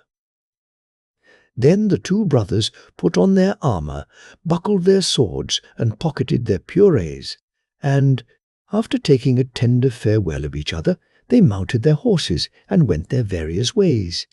The elder brother rode straight on till he reached the borders of a strange kingdom. He crossed the frontier, and soon found himself on the banks of a river, and before him, in the middle of the stream, a beautiful girl sat chained to a rock and weeping bitterly. For in this river dwelt a serpent with 7 heads, who threatened to lay waste the whole land by breathing fire and flame from his nostrils, unless the king sent him every morning a man for his breakfast. This had gone on so long that now there were no men left, and he had been obliged to send his own daughter instead. And the poor girl was waiting till the monster got hungry and felt inclined to eat her. When the young man saw the maiden weeping bitterly, he said to her, "What is the matter, my poor girl?" "Oh," she answered, "I am chained here till a horrible serpent with 7 heads comes to eat me." "Oh, sir, do not linger here, or he will eat you too." "I shall stay," replied the young man, "for I mean to set you free." "That is impossible. You do not know what a fearful monster the serpent is. You can do nothing against him." "That is my affair, beautiful captive," answered he. "Only tell me, which way will the serpent come? Well, if you are resolved to free me, listen to my advice. stand a little on one side, and then, when the serpent rises to the surface, I will say to him, 'O serpent, today you can eat 2 people. But you had better begin first with the young man, for I am chained and cannot run away. When he hears this, most likely he will attack you.' So the young man stood carefully on one side, and by he heard a great rushing in the water, and a horrible monster came up to the surface and looked out for the rock where the king's daughter was chained, for it was getting late and he was hungry. But she cried out, 'O serpent, today you can eat 2 people. And you had better begin with the young man, for I am chained and cannot run away.' Then the serpent made a rush at the youth with wide-open jaws to swallow him at one gulp. But the young man leaped aside and drew his sword and fought till he had cut off all the 7 heads. And when the great serpent lay dead at his feet, he loosed the bonds of the king's daughter, and she flung herself into his arms and said, 'You have saved me from that monster, and now you shall be my husband. For my father has made a proclamation that whoever could slay the serpent should have his daughter to wife.' But he answered, 'I cannot become your husband yet, for I have still far to travel. But wait for me 7 years and 7 months. Then, if I do not return, you are free to marry whom you will. And in case you should have forgotten, I will take these 7 tongues with me, so that when I bring them forth, you may know that I am really he who slew the serpent.' So saying, he cut out the 7 tongues, and the princess gave him a thick cloth to wrap them in, and he mounted his horse and rode away.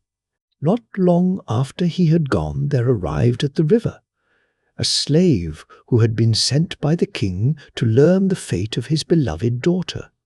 And when the slave saw the princess standing free and safe before him, with the body of the monster lying at her feet, a wicked plan came into his head, and he said, 'Unless you promise to tell your father it was I who slew the serpent, I will kill you and bury you in this place, and no one will ever know what befell.' What could the poor girl do? This time there was no knight to come to her aid, so she promised to do as the slave wished, and he took up the 7 heads and brought the princess to her father. Oh, how enchanted the king was to see her again, and the whole town shared his joy. And the slave was called upon to tell how he had slain the monster, and when he had ended, the king declared that he should have the princess to wife. But she flung herself at her father's feet and prayed him to delay. 'You have passed your royal word and cannot go back from it, yet grant me this grace, and let 7 years and 7 months go by before you wed me. When they are over, then I will marry the slave.' And the king listened to her, and 7 years and 7 months she looked for her bridegroom, and wept for him night and day. All this time the young man was riding through the world, and when the 7 years and 7 months were over, he came back to the town where the princess lived, only a few days before the wedding. And he stood before the king and said to him, 'Give me your daughter, O king, for I slew the 7-headed serpent. And as a sign that my words are true, look on these 7 tongues, which I cut from his 7 heads, and on this embroidered cloth, which was given me by your daughter.' Then the princess lifted up her voice and said, 'Yes, dear father, he has spoken the truth, and it is he who is my real bridegroom. Yet pardon the slave, for he was sorely tempted.' But the king answered, 'Such treachery can no man pardon. Quick, away with him, and off with his head.' So the false slave was put to death, that none might follow in his footsteps. And the wedding feast was held, and the hearts of all rejoiced that the true bridegroom had come at last. These 2 lived happy and contentedly for a long while, when one evening, as the young man was looking from the window, he saw on a mountain that lay out beyond the town a great bright light. "What can it be?" he said to his wife. "Ah, do not look at it," she answered, "for it comes from the house of a wicked witch whom no man can manage to kill." But the princess had better have kept silence, for her words made her husband's heart burn within him, and he longed to try his strength against the witch's cunning. And all day long the feeling grew stronger, till the next morning he mounted his horse, and in spite of his wife's tears he rode off to the mountain. The distance was greater than he thought, and it was dark before he reached the foot of the mountain. Indeed, he could not have found the road at all had it not been for the bright light which shone like the moon on his path. At length he came to the door of a fine castle, which had a blaze streaming from every window. He mounted a flight of steps and entered a hall where a hideous old woman was sitting on a golden chair. She scowled at the young man and said, "With a single one of the hairs of my head, I can turn you into stone." "Oh, what nonsense!" cried he. "Be quiet, old woman. What could you do with one hair?" But the witch pulled out a hair and laid it on his shoulder, and his limbs grew cold and heavy, and he could not stir. Now at this very moment the younger brother was thinking of him, and wondering how he had got on during all the years since they had parted. "I will go to the fig tree," he said to himself, "to see whether he is alive or dead." So he rode through the forest till he came where the fig tree stood, and cut a slit in the bark and waited. In a moment a little gurgling noise was heard, and out came a stream of blood running fast. "Ah, woe is me!" he cried bitterly. "My brother is dead or dying. Shall I ever reach him in time to save his life?" Then, leaping on his horse, he shouted, "Now, my steed, fly like the wind." And they rode right through the world, till one day they came to the town where the young man and his wife lived. Here the princess had been sitting every day since the morning that her husband had left her, weeping bitter tears and listening for his footsteps. And when she saw his brother ride under the balcony, she mistook him for her own husband, for they were so alike that no man might tell the difference. And her heart bounded, and, leaning down, she called to him, "At last, at last, how long have I waited for thee?" When the younger brother heard these words, he said to himself, "So it was here that my brother lived, and this beautiful woman is my sister-in-law." But he kept silence and let her believe he was indeed her husband. Full of joy, the princess led him to the old king, who welcomed him as his own son and ordered a feast to be made for him. And the princess was beside herself with gladness. But when she would have put her arms round him and kissed him, he held up his hand to stop her, saying, "Touch me not," at which she marvelled greatly. In this manner several days went by. And one evening, as the young man leaned from the balcony, he saw a bright light shining on the mountain. "What can that be?" he said to the princess. "Oh, come away," she cried. "Has not that light already proved your bane? Do you wish to fight a second time with that old witch?" He marked her words, though she knew it not, and they taught him where his brother was, and what had befallen him. So before sunrise he stole out early, saddled his horse, and rode off to the mountain. But the way was further than he thought, and on the road he met a little old man who asked him whither he was going. Then the young man told him his story, and added, "Somehow or other I must free my brother, who has fallen into the power of an old witch." "I will tell you what you must do," said the old man. "The witch's power lies in her hair. So when you see her, spring on her and seize her by the hair, and then she cannot harm you. Be very careful never to let her hair go. Bid her lead you to your brother and force her to bring him back to life. for she has an ointment that will heal all wounds and even wake the dead. And when your brother stands safe and well before you, then cut off her head, for she is a wicked woman." The young man was grateful for these words and promised to obey them. Then he rode on and soon reached the castle. He walked boldly up the steps and entered the hall, where the hideous old witch came to meet him. She grinned horribly at him and cried out, "With one hair of my head I can change you into stone." "Can you, indeed?" said the young man, seizing her by the hair. "You old wretch! Tell me what you have done with my brother, or I will cut your head off this very instant." Now the witch's strength was all gone from her, and she had to obey. "I will take you to your brother," she said, hoping to get the better of him by cunning. "But leave me alone. You hold me so tight that I cannot walk." "You must manage somehow," he answered, and held her tighter than ever. She led him into a large hall filled with stone statues, which once had been men, and, pointing out one, she said, "There is your brother."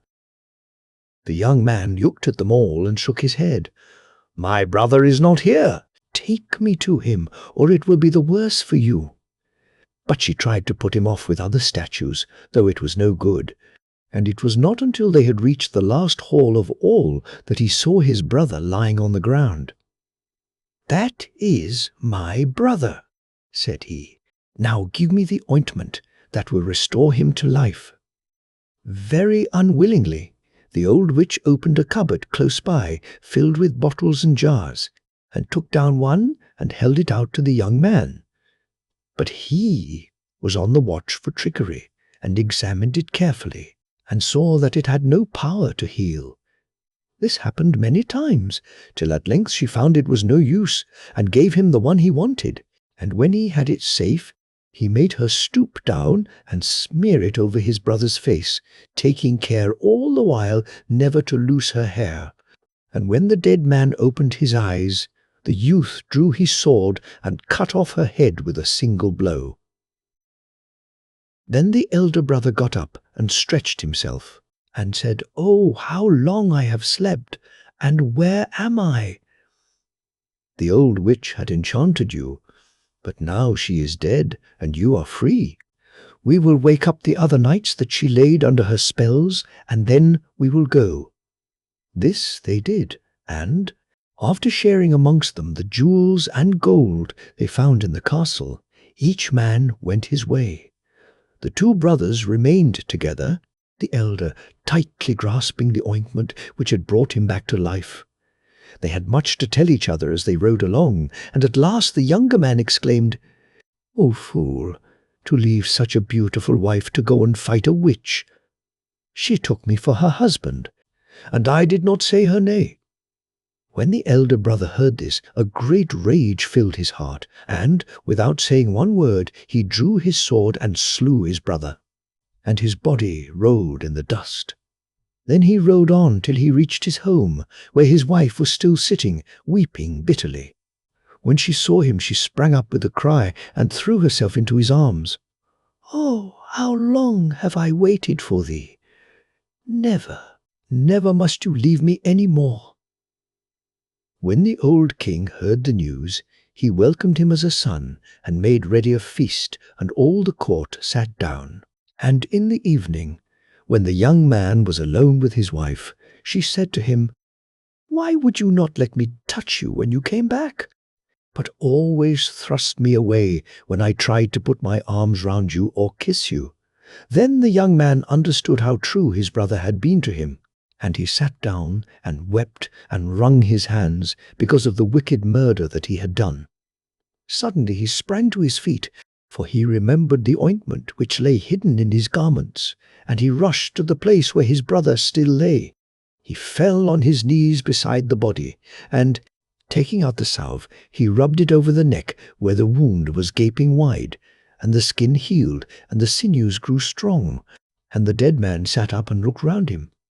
And the two brothers embraced each other, and the elder asked forgiveness for his wicked blow.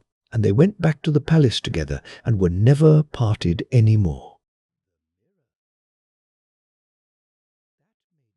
The Water of Life. 3 brothers and 1 sister lived together in a small cottage, and they loved one another dearly. One day, the eldest brother, who had never done anything but amuse himself from sunrise to sunset, said to the rest, "Let us all work hard, and perhaps we shall grow rich and be able to build ourselves a palace." And his brothers and sister answered joyfully, "Yes, we will all work." So they fell to working with all their might, till at last they became rich and were able to build themselves a beautiful palace, and everyone came from miles round to see its wonders, and to say how splendid it was. No one thought of finding any faults, till at length an old woman, who had been walking through the rooms with a crowd of people, suddenly exclaimed, "Yes, it is a splendid palace, but there is still something it needs, and what may that be? A church." When they heard this, the brothers set to work again to earn some more money, and when they had got enough, they set about building a church, which should be as large and beautiful as the palace itself. And after the church was finished, greater numbers of people than ever flocked to see the palace and the church and vast gardens and magnificent halls. But one day, as the brothers were as usual doing the honors to their guests, an old man turned to them and said, "Yes, it is all most beautiful, but there is still something it needs. And what may that be? A pitcher of the water of life, a branch of the tree, the smell of whose flowers gives eternal beauty, and the talking bird. And where am I to find all those? Go to the mountain that is far off yonder, and you will find what you seek." After the old man had bowed politely and taken farewell of them, the eldest brother said to the rest, "I will go in search of the water of life, and the talking bird, and the tree of beauty." "But suppose some evil thing befalls you?" asked his sister. "How shall we know?" "You are right," he replied. "I had not thought of that." Then they followed the old man and said to him, "My eldest brother wishes to seek for the water of life, and the tree of beauty, and the talking bird, that you tell him are needful to make our palace perfect. But how shall we know if any evil thing befall him?" So the old man took them a knife and gave it to them, saying, "Keep this carefully, and as long as the blade is bright, all is well. But if the blade is bloody, then know that evil has befallen him." The brothers thanked him and departed, and went straight to the palace, where they found the young man making ready to set out for the mountain where the treasures he longed for lay hid. And he walked, and he walked, and he walked, till he had gone a great way, and there he met a giant. "Can you tell me how much further I have still to go before I reach that mountain yonder?" "And why do you wish to go there?" "I am seeking the water of life, the talking bird, and a branch of the tree of beauty. Many have passed by seeking those treasures, but none have ever come back, and you will never come back either, unless you mark my words. Follow this path, and when you reach the mountain, you will find it covered with stones. Do not stop to look at them, but keep on your way. As you go, you will hear scoffs and laughs behind you. It will be the stones that mock. Do not heed them, above all. Do not turn round. If you do, you will become as one of them. Walk straight on till you get to the top, and then take all you wish for." The young man thanked him for his counsel, and walked and walked and walked till he reached the mountain. And as he climbed, he heard behind him scoffs and jeers, but he kept his ears steadily closed to them. At last the noise grew so loud that he lost patience, and he stooped to pick up a stone to hurl into the midst of the clamour, when suddenly his arm seemed to stiffen, and the next moment he was a stone himself. That day his sister, who thought her brother's steps were long in returning, took out the knife and found the blade was red as blood. Then she cried out to her brothers that something terrible had come to pass. "I will go and find him," said the second. And he went, and he walked, and he walked, and he walked, till he met the giant, and asked him if he had seen a young man travelling towards the mountain. And the giant answered, "Yes, I have seen him pass, but I have not seen him come back. The spell must have worked upon him. Then what can I do to disenchant him, and find the water of life, the talking bird, and a branch of the tree of beauty? Follow this path, and when you reach the mountain you will find it covered with stones. Do not stop to look at them, but climb steadily on.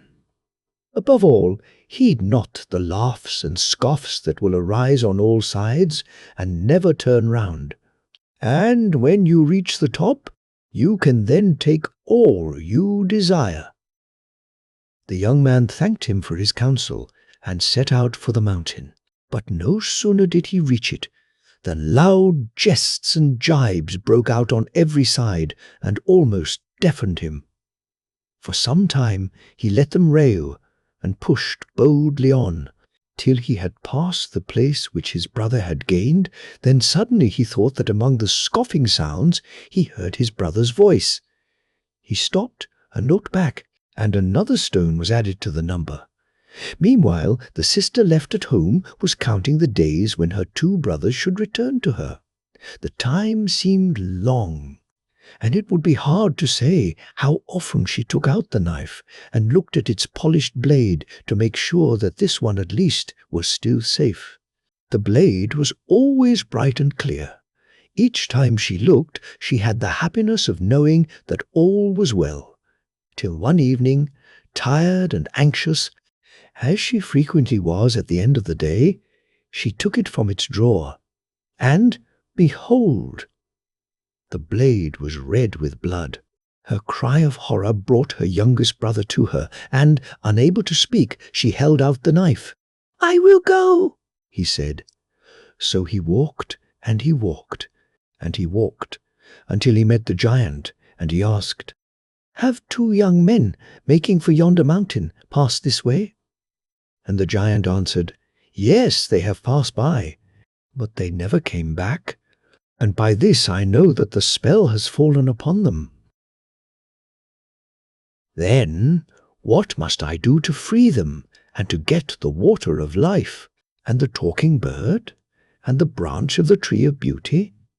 Go to the mountain, which you will find so thickly covered with stones that you will hardly be able to place your feet, and walk straight forward, turning neither to the right hand nor to the left, and paying no heed to the laughs and scoffs which will follow you till you reach the top, and then you may take all that you desire."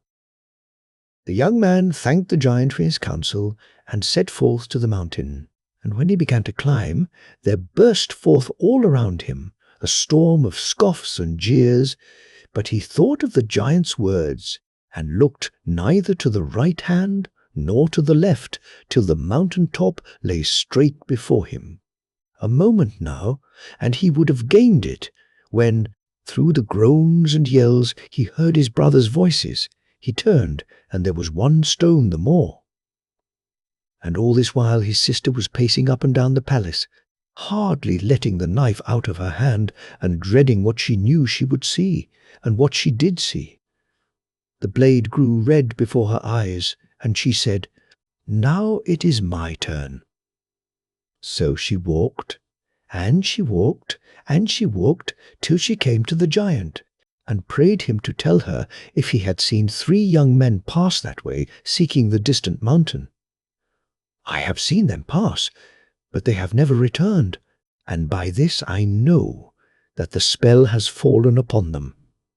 And what must I do to set them free, and to find the water of life, and the talking bird, and a branch of the tree of beauty?" "You must go to that mountain which is so full of stones that your feet will hardly find a place to tread, And as you climb, you will hear a noise as if all the stones in the world were mocking you, but pay no heed to anything you may hear. And once you gain the top, you have gained everything." The girl thanked him for his counsel, and set out for the mountain. And scarcely had she gone a few steps upwards when cries and screams broke forth around her, and she felt as if each stone she trod on was a living thing. But she remembered the words of the giant, and knew not what had befallen her brothers, and kept her face steadily towards the mountain top, which grew nearer and nearer every moment. But as she mounted, the clamour increased sevenfold. High above them all rang the voices of her 3 brothers. But the girl took no heed, and at last her feet stood upon the top. Then she looked round and saw, lying in a hollow, the pool of the water of life. And she took the brazen pitcher that she had brought with her, and filled it to the brim. By the side of the pool stood the tree of beauty, with the talking bird on one of its boughs, and she caught the bird and placed it in a cage and broke off one of the branches. After that she turned, and went joyfully down the hill again, carrying her treasures. But her long climb had tired her out, and the brazen pitcher was very heavy. And as she walked, a few drops of the water spilt on the stones, and as it touched them, they changed into young men and maidens, crowding about her to give thanks for their deliverance. So she learnt by this how the evil spell might be broken, and she carefully sprinkled every stone till there was not one left, only a great company of youths and girls who followed her down the mountain. When they arrived at the palace, she did not lose a moment in planting the branch of the tree of beauty and watering it with the water of life. And the branch shot up into a tree, and was heavy with flowers, and the talking bird nestled in its branches. Now the fame of these wonders was noised abroad, and the people flocked in great numbers to see the 3 marvels, and the maiden who had won them, and among the sightseers came the king's son, who would not go till everything was shown him, and till he had heard how it had all happened. And the prince admired the strangeness and beauty of the treasures in the palace. But more than all, he admired the beauty and courage of the maiden who had brought them there. So he went home and told his parents, and gained their consent to wed her for his wife. Then the marriage was celebrated in the church adjoining the palace. Then the bridegroom took her to his own home, where they lived happy for ever after. The White Dove. A king had 2 sons. They were a pair of reckless fellows who always had something foolish to do. One day they rowed out alone on the sea in a little boat. It was beautiful weather when they set out, but as soon as they had got some distance from the shore, there arose a terrific storm. The oars went overboard at once, and the little boat was tossed about on the rolling billows like a nutshell. The princes had to hold fast by the seats to keep from being thrown out of the boat. In the midst of all this they met a wonderful vessel. It was a dough trough, in which there sat an old woman. She called to them, and said that they could still get to shore alive if they would promise her the son that was next to come to their mother the queen. "We can't do that," shouted the princes. "He doesn't belong to us, so we can't give him away." "Then you can rot at the bottom of the sea, both of you," said the old woman, "and perhaps it may be the case that your mother would rather keep the 2 sons she has than the one she hasn't got yet." Then she rowed away in her dough trough, while the storm howled still louder than before, and the water dashed over their boat until it was almost sinking. Then the princes thought that there was something in what the old woman had said about their mother, and being, of course, eager to save their lives, they shouted to her, and promised that she should have their brother if she would deliver them from this danger. As soon as they had done so, the storm ceased, and the waves fell. The boat drove ashore below their father's castle, and both princes were received with open arms by their father and mother, who had suffered great anxiety for them. The two brothers said nothing about what they had promised, neither at that time nor later on when the queen's third son came, a beautiful boy, whom she loved more than anything else in the world. He was brought up and educated in his father's house until he was full grown, and still his brothers had never seen or heard anything about the witch to whom they had promised him before he was born. It happened one evening that there arose a raging storm with mist and darkness. It howled and roared around the king's palace, and in the midst of it there came a loud knock on the door of the hall where the youngest prince was. He went to the door and found there an old woman with a doe, trough on her back, who said to him that he must go with her at once. His brothers had promised him to her if she would save their lives. "Yes," said he, "if you saved my brothers' lives, and they promised me to you, then I will go with you." They therefore went down to the beach together, where he had to take his seat in the trough, along with the witch, who sailed away with him over the sea, home to her dwelling. The prince was now in the witch's power and in her service. The first thing she set him to was to pick feathers. "The heap of feathers that you see here," said she, "you must get finished before I come home in the evening. Otherwise, you shall be set to harder work." He started to the feathers, and picked until there was only a single feather left that had not passed through his hands. But then there came a whirlwind and sent all the feathers flying, and swept them along the floor into a heap, where they lay as if they were trampled together. He had now to begin all his work over again.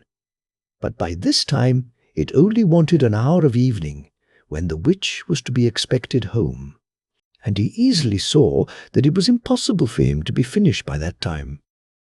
Then he heard something tapping at the window pane, and a thin voice said, "Let me in, and I will help you." It was a white dove, which sat outside the window, and was pecking at it with its beak. He opened the window, and the dove came in and set to work at once, and picked all the feathers out of the heap with its beak.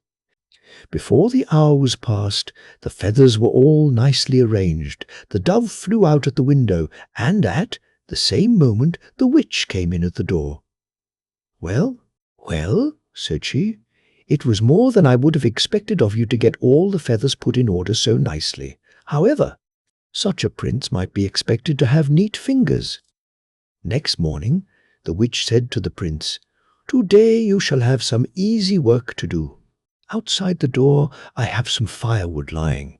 You must split that for me into little bits that I can kindle the fire with.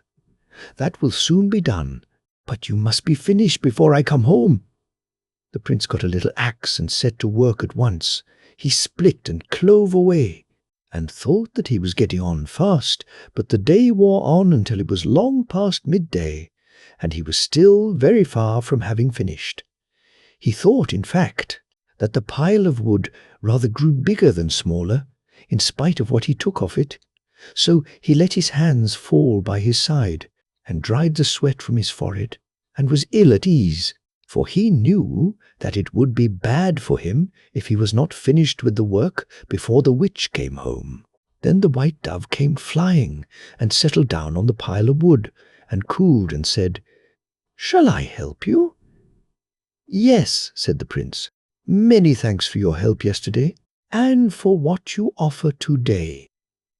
Thereupon the little dove seized one piece of wood after another, and split it with its beak. The prince could not take away the wood as quickly as the dove could split it, and in a short time it was all cleft into little sticks. The dove then flew up on his shoulder and sat there, and the prince thanked it, and stroked and caressed its white feathers, and kissed its little red beak. With that, it was a dove no longer, but a beautiful young maiden who stood by his side. She told him then that she was a princess whom the witch had stolen, and had changed to this shape. But with his kiss she had got her human form again, and if he would be faithful to her and take her to wife, she could free them both from the witch's power. The prince was quite captivated by the beautiful princess, and was quite willing to do anything whatsoever to get her for himself. She then said to him, "When the witch comes home, you must ask her to grant you a wish, when you have accomplished so well all that she has demanded of you. When she agrees to this, you must ask her straight out for the princess that she has flying about as a white dove. But just now you must take a red silk thread and tie it round my little finger, so that you may be able to recognize me again, into whatever shape she turns me." The prince made haste to get the silk thread tied round her little white finger. At the same moment the princess became a dove again, and flew away, and immediately after that the old witch came home with her dough trough on her back.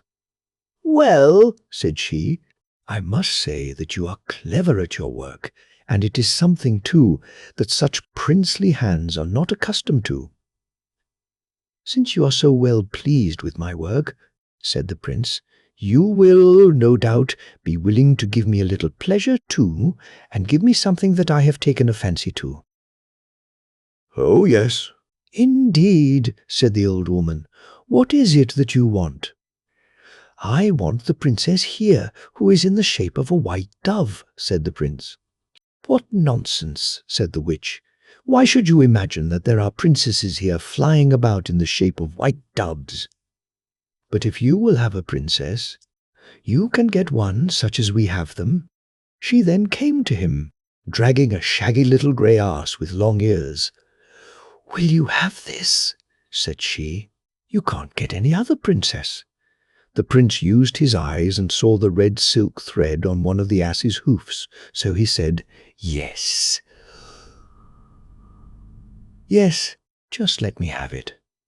"What will you do with it?" asked the witch. "I will ride on it," said the prince. But with that the witch dragged it away again, and came back with an old, wrinkled, toothless hag, whose hands trembled with age. "You can have no other princess," said she. "Will you have her?" "Yes, I will," said the prince, for he saw the red silk thread on the old woman's finger. At this, the witch became so furious that she danced about and knocked everything to pieces that she could lay her hands upon, so that the splinters flew about the ears of the prince and princess, who now stood there in her own beautiful shape. Then their marriage had to be celebrated, for the witch had to stick to what she had promised, and he must get the princess whatever might happen afterwards. The princess now said to him, "At the marriage feast you may eat what you please, but you must not drink anything whatever, for if you do that you will forget me." This, however, the prince forgot on the wedding day, and stretched out his hand and took a cup of wine, but the princess was keeping watch over him, and gave him a push with her elbow, so that the wine flew over the table cloth. Then the witch got up and laid about her among the plates and dishes, so that the pieces flew about their ears, just as she had done when she was cheated the first time. They were then taken to the bridal chamber, and the door was shut. Then the princess said, "Now the witch has kept her promise, but she will do no more if she can help it, so we must fly immediately. I shall lay 2 pieces of wood in the bed to answer for us when the witch speaks to us. You can take the flower pot and the glass of water that stands in the window, and we must slip out by that and get away." No sooner said than done. They hurried off out into the dark night, the princess leading, because she knew the way, having spied it out while she flew about as a dove. At midnight the witch came to the door of the room and called in to them, and the 2 pieces of wood answered her, so that she believed they were there, and went away again. Before daybreak she was at the door again, and called to them, and again the pieces of wood answered for them. She thus thought that she had them, and when the sun rose, the bridal night was past. She had then kept her promise, and could vent her anger and revenge on both of them. With the first sunbeam she broke into the room. But there she found no prince and no princess, nothing but the 2 pieces of firewood which lay in the bed and stared, and spoke not a word. These she threw on the floor, so that they were splintered into 1,000 pieces, and off she hastened after the fugitives. With the first sunbeam, the princess said to the prince, "Look round, do you see anything behind us?" "Yes, I see a dark cloud, far away," said he. "Then throw the flower pot over your head," said she. When this was done, there was a large, thick forest behind them. When the witch came to the forest, she could not get through it until she went home and brought her axe to cut a path. A little after this, the princess said again to the prince, "Look round. Do you see anything behind us?" "Yes," said the prince. "The big black cloud is there again." "Then throw the glass of water over your head," said she. When he had done this, there was a great lake behind them, and this the witch could not cross until she ran home again and brought her dough trough. Meanwhile, the fugitives had reached the castle, which was the prince's home. They climbed over the garden wall, ran across the garden, and crept in at an open window. By this time, the witch was just at their heels, but the princess stood in the window and blew upon the witch. Hundreds of white doves flew out of her mouth, fluttered and flapped around the witch's head until she grew so angry that she turned into flint. And there she stands to this day, in the shape of a large flint stone, outside the window. Within the castle there was great rejoicing over the prince and his bride. His 2 elder brothers came and knelt before him and confessed what they had done, and said that he alone should inherit the kingdom, and they would always be his faithful subjects. The Wounded Lion. There was once a girl so poor that she had nothing to live on, and wandered about the world asking for charity. One day she arrived at a thatched cottage and inquired if they could give her any work. The farmer said he wanted a cowherd, as his own had left him, and if the girl liked the place she might take it. So she became a cowherd. One morning she was driving her cows through the meadows when she heard nearby a loud groan that almost sounded human. She hastened to the spot from which the noise came, and found it proceeded from a lion who lay stretched upon the ground. You can guess how frightened she was, but the lion seemed in such pain that she was sorry for him, and drew nearer and nearer till she saw he had a large thorn in one foot. She pulled out the thorn and bound up the place, and the lion was grateful and licked her hand by way of thanks with his big, rough tongue. When the girl had finished, she went back to find the cows, but they had gone, and though she hunted everywhere, she never found them, and she had to return home and confess to her master, who scolded her bitterly and afterwards beat her. Then he said, "Now you will have to look after the asses." So every day she had to take the asses to the woods to feed, until one morning, exactly a year after she had found the lion, she heard a groan which sounded quite human. She went straight to the place from which the noise came and, to her great surprise, beheld the same lion stretched on the ground with a deep wound across his face. This time she was not afraid at all and ran towards him, washing the wound and laying soothing herbs upon it. And when she had bound it up, the lion thanked her in the same manner as before.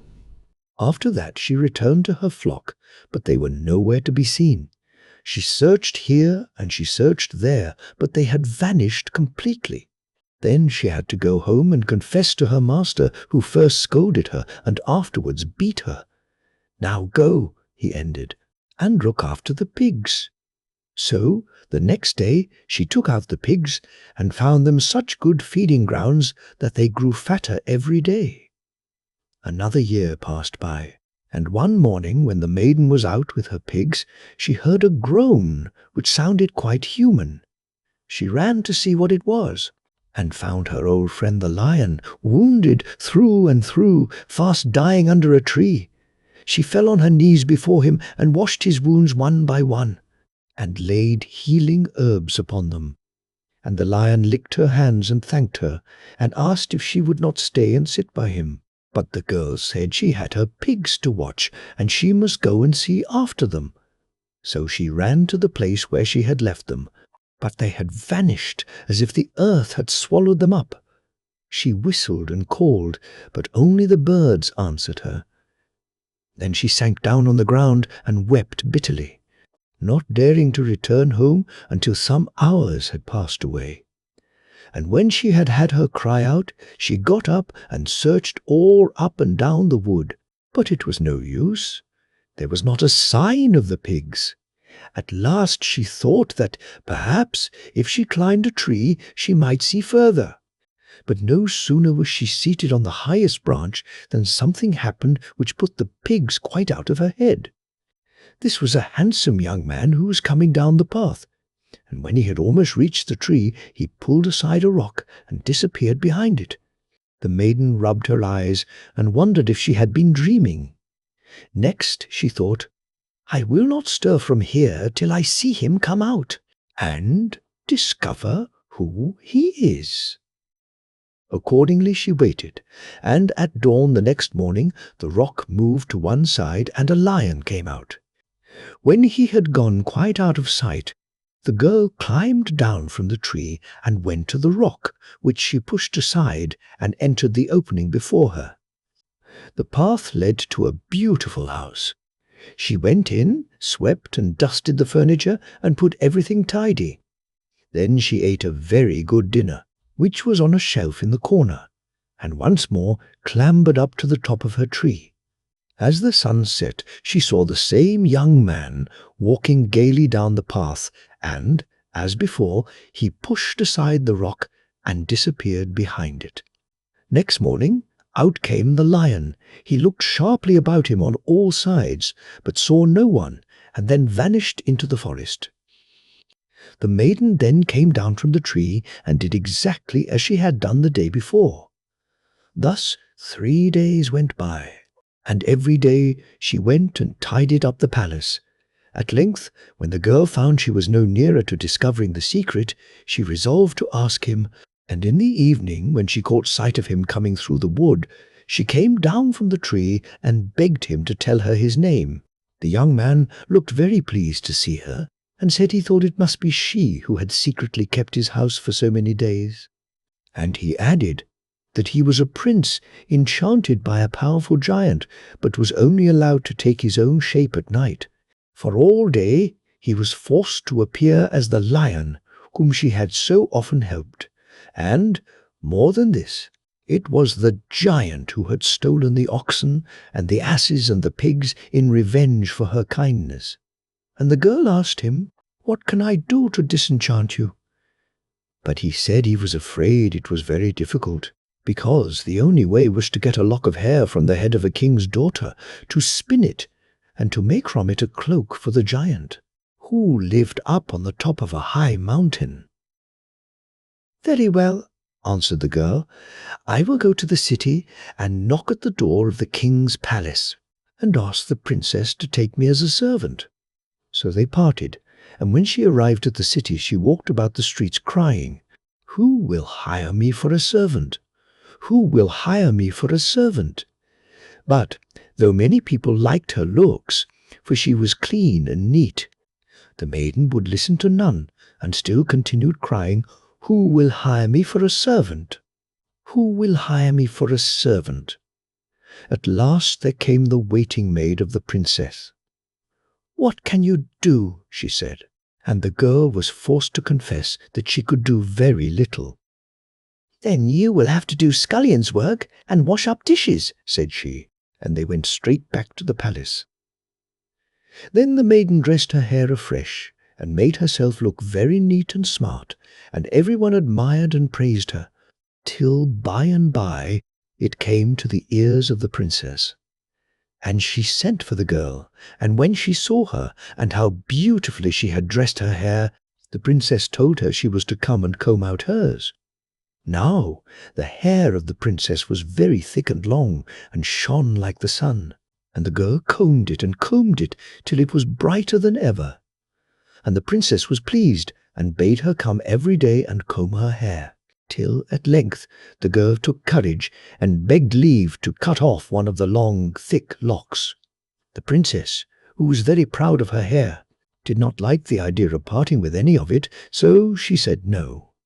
But the girl could not give up hope, and each day she entreated to be allowed to cut off just one tress. At length the princess lost patience and exclaimed, "You may have it then, on condition that you shall find the handsomest prince in the world to be my bridegroom."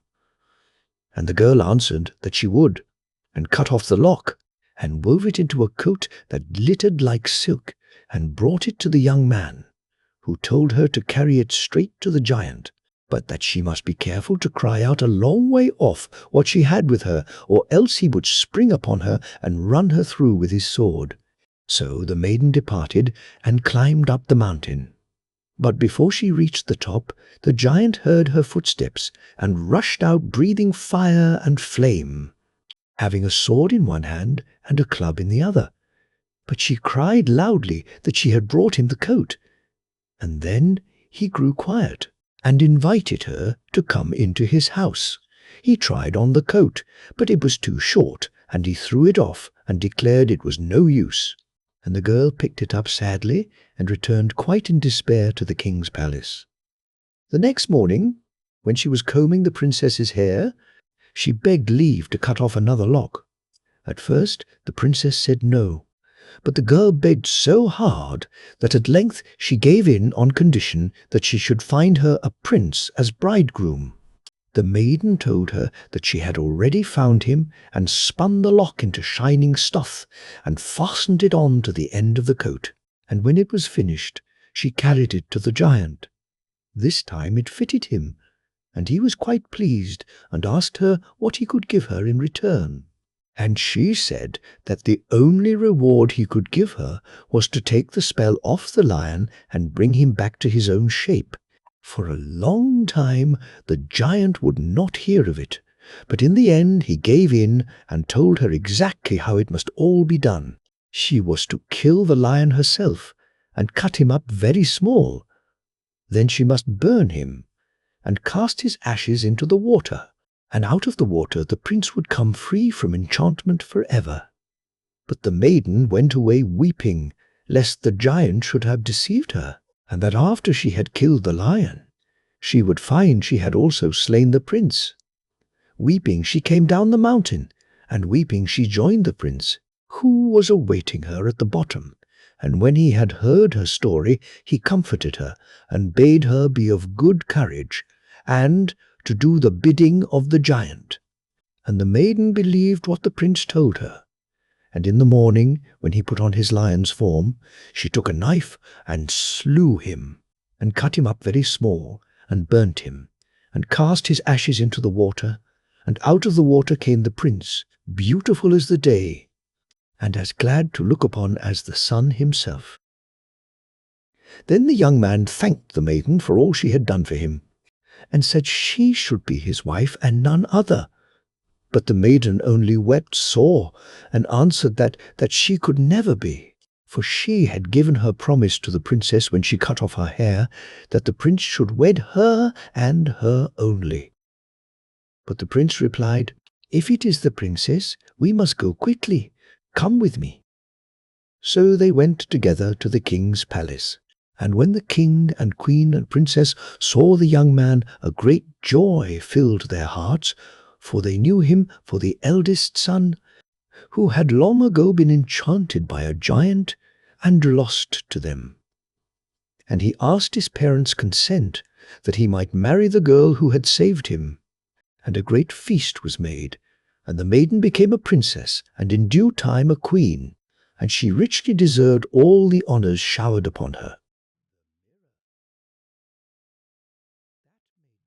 Urashimataro and the Turtle. There was once a worthy old couple who lived on the coast and supported themselves by fishing. They had only one child, a son, who was their pride and joy, and for his sake they were ready to work hard all day long, and never felt tired or discontented with their lot. This son's name was Urashimataro, which means in Japanese, son of the island, and he was a fine, well-grown youth and a good fisherman, minding neither wind nor weather. Not the bravest sailor in the whole village dared venture so far out to sea as Urashimataro, and many a time the neighbors used to shake their heads and say to his parents, "If your son goes on being so rash, one day he will try his luck once too often, and the waves will end by swallowing him up." But Urashimataro paid no heed to these remarks, and as he was really very clever in managing a boat, the old people were very seldom anxious about him. One beautiful bright morning, as he was hauling his well-filled nets into the boat, he saw lying among the fishes a tiny little turtle. He was delighted with his prize, and threw it into a wooden vessel to keep till he got home, when suddenly the turtle found its voice and tremblingly begged for its life. "After all," it said, "what good can I do you? I am so young and small, and I would so gladly live a little longer. Be merciful and set me free, and I shall know how to prove my gratitude." Now, Urashimataro was very good-natured, and besides, he could never bear to say no, so he picked up the turtle and put it back into the sea. Years flew by, and every morning Urashimataro sailed his boat into the deep sea. But one day, as he was making for a little bay between some rocks, there arose a fierce whirlwind which shattered his boat to pieces, and she was sucked under by the waves. Urashimataro himself very nearly shared the same fate, but he was a powerful swimmer and struggled hard to reach the shore. Then he saw a large turtle coming towards him, and above the howling of the storm he heard what it said. "I am the turtle whose life you once saved. I will now pay my debt and show my gratitude. The land is still far distant, and without my help you would never get there. Climb on my back, and I will take you where you will." Urashimataro did not wait to be asked twice, and thankfully accepted his friend's help. But scarcely was he seated firmly on the shell, when the turtle proposed that they should not return to the shore at once, but go under the sea and look at some of the wonders that lay hidden there. Urashimataro agreed willingly, and in another moment they were deep, deep down, with fathoms of blue water above their heads. Oh, how quickly they darted through the still, warm sea! The young man held tight, and marveled where they were going and how long they were to travel.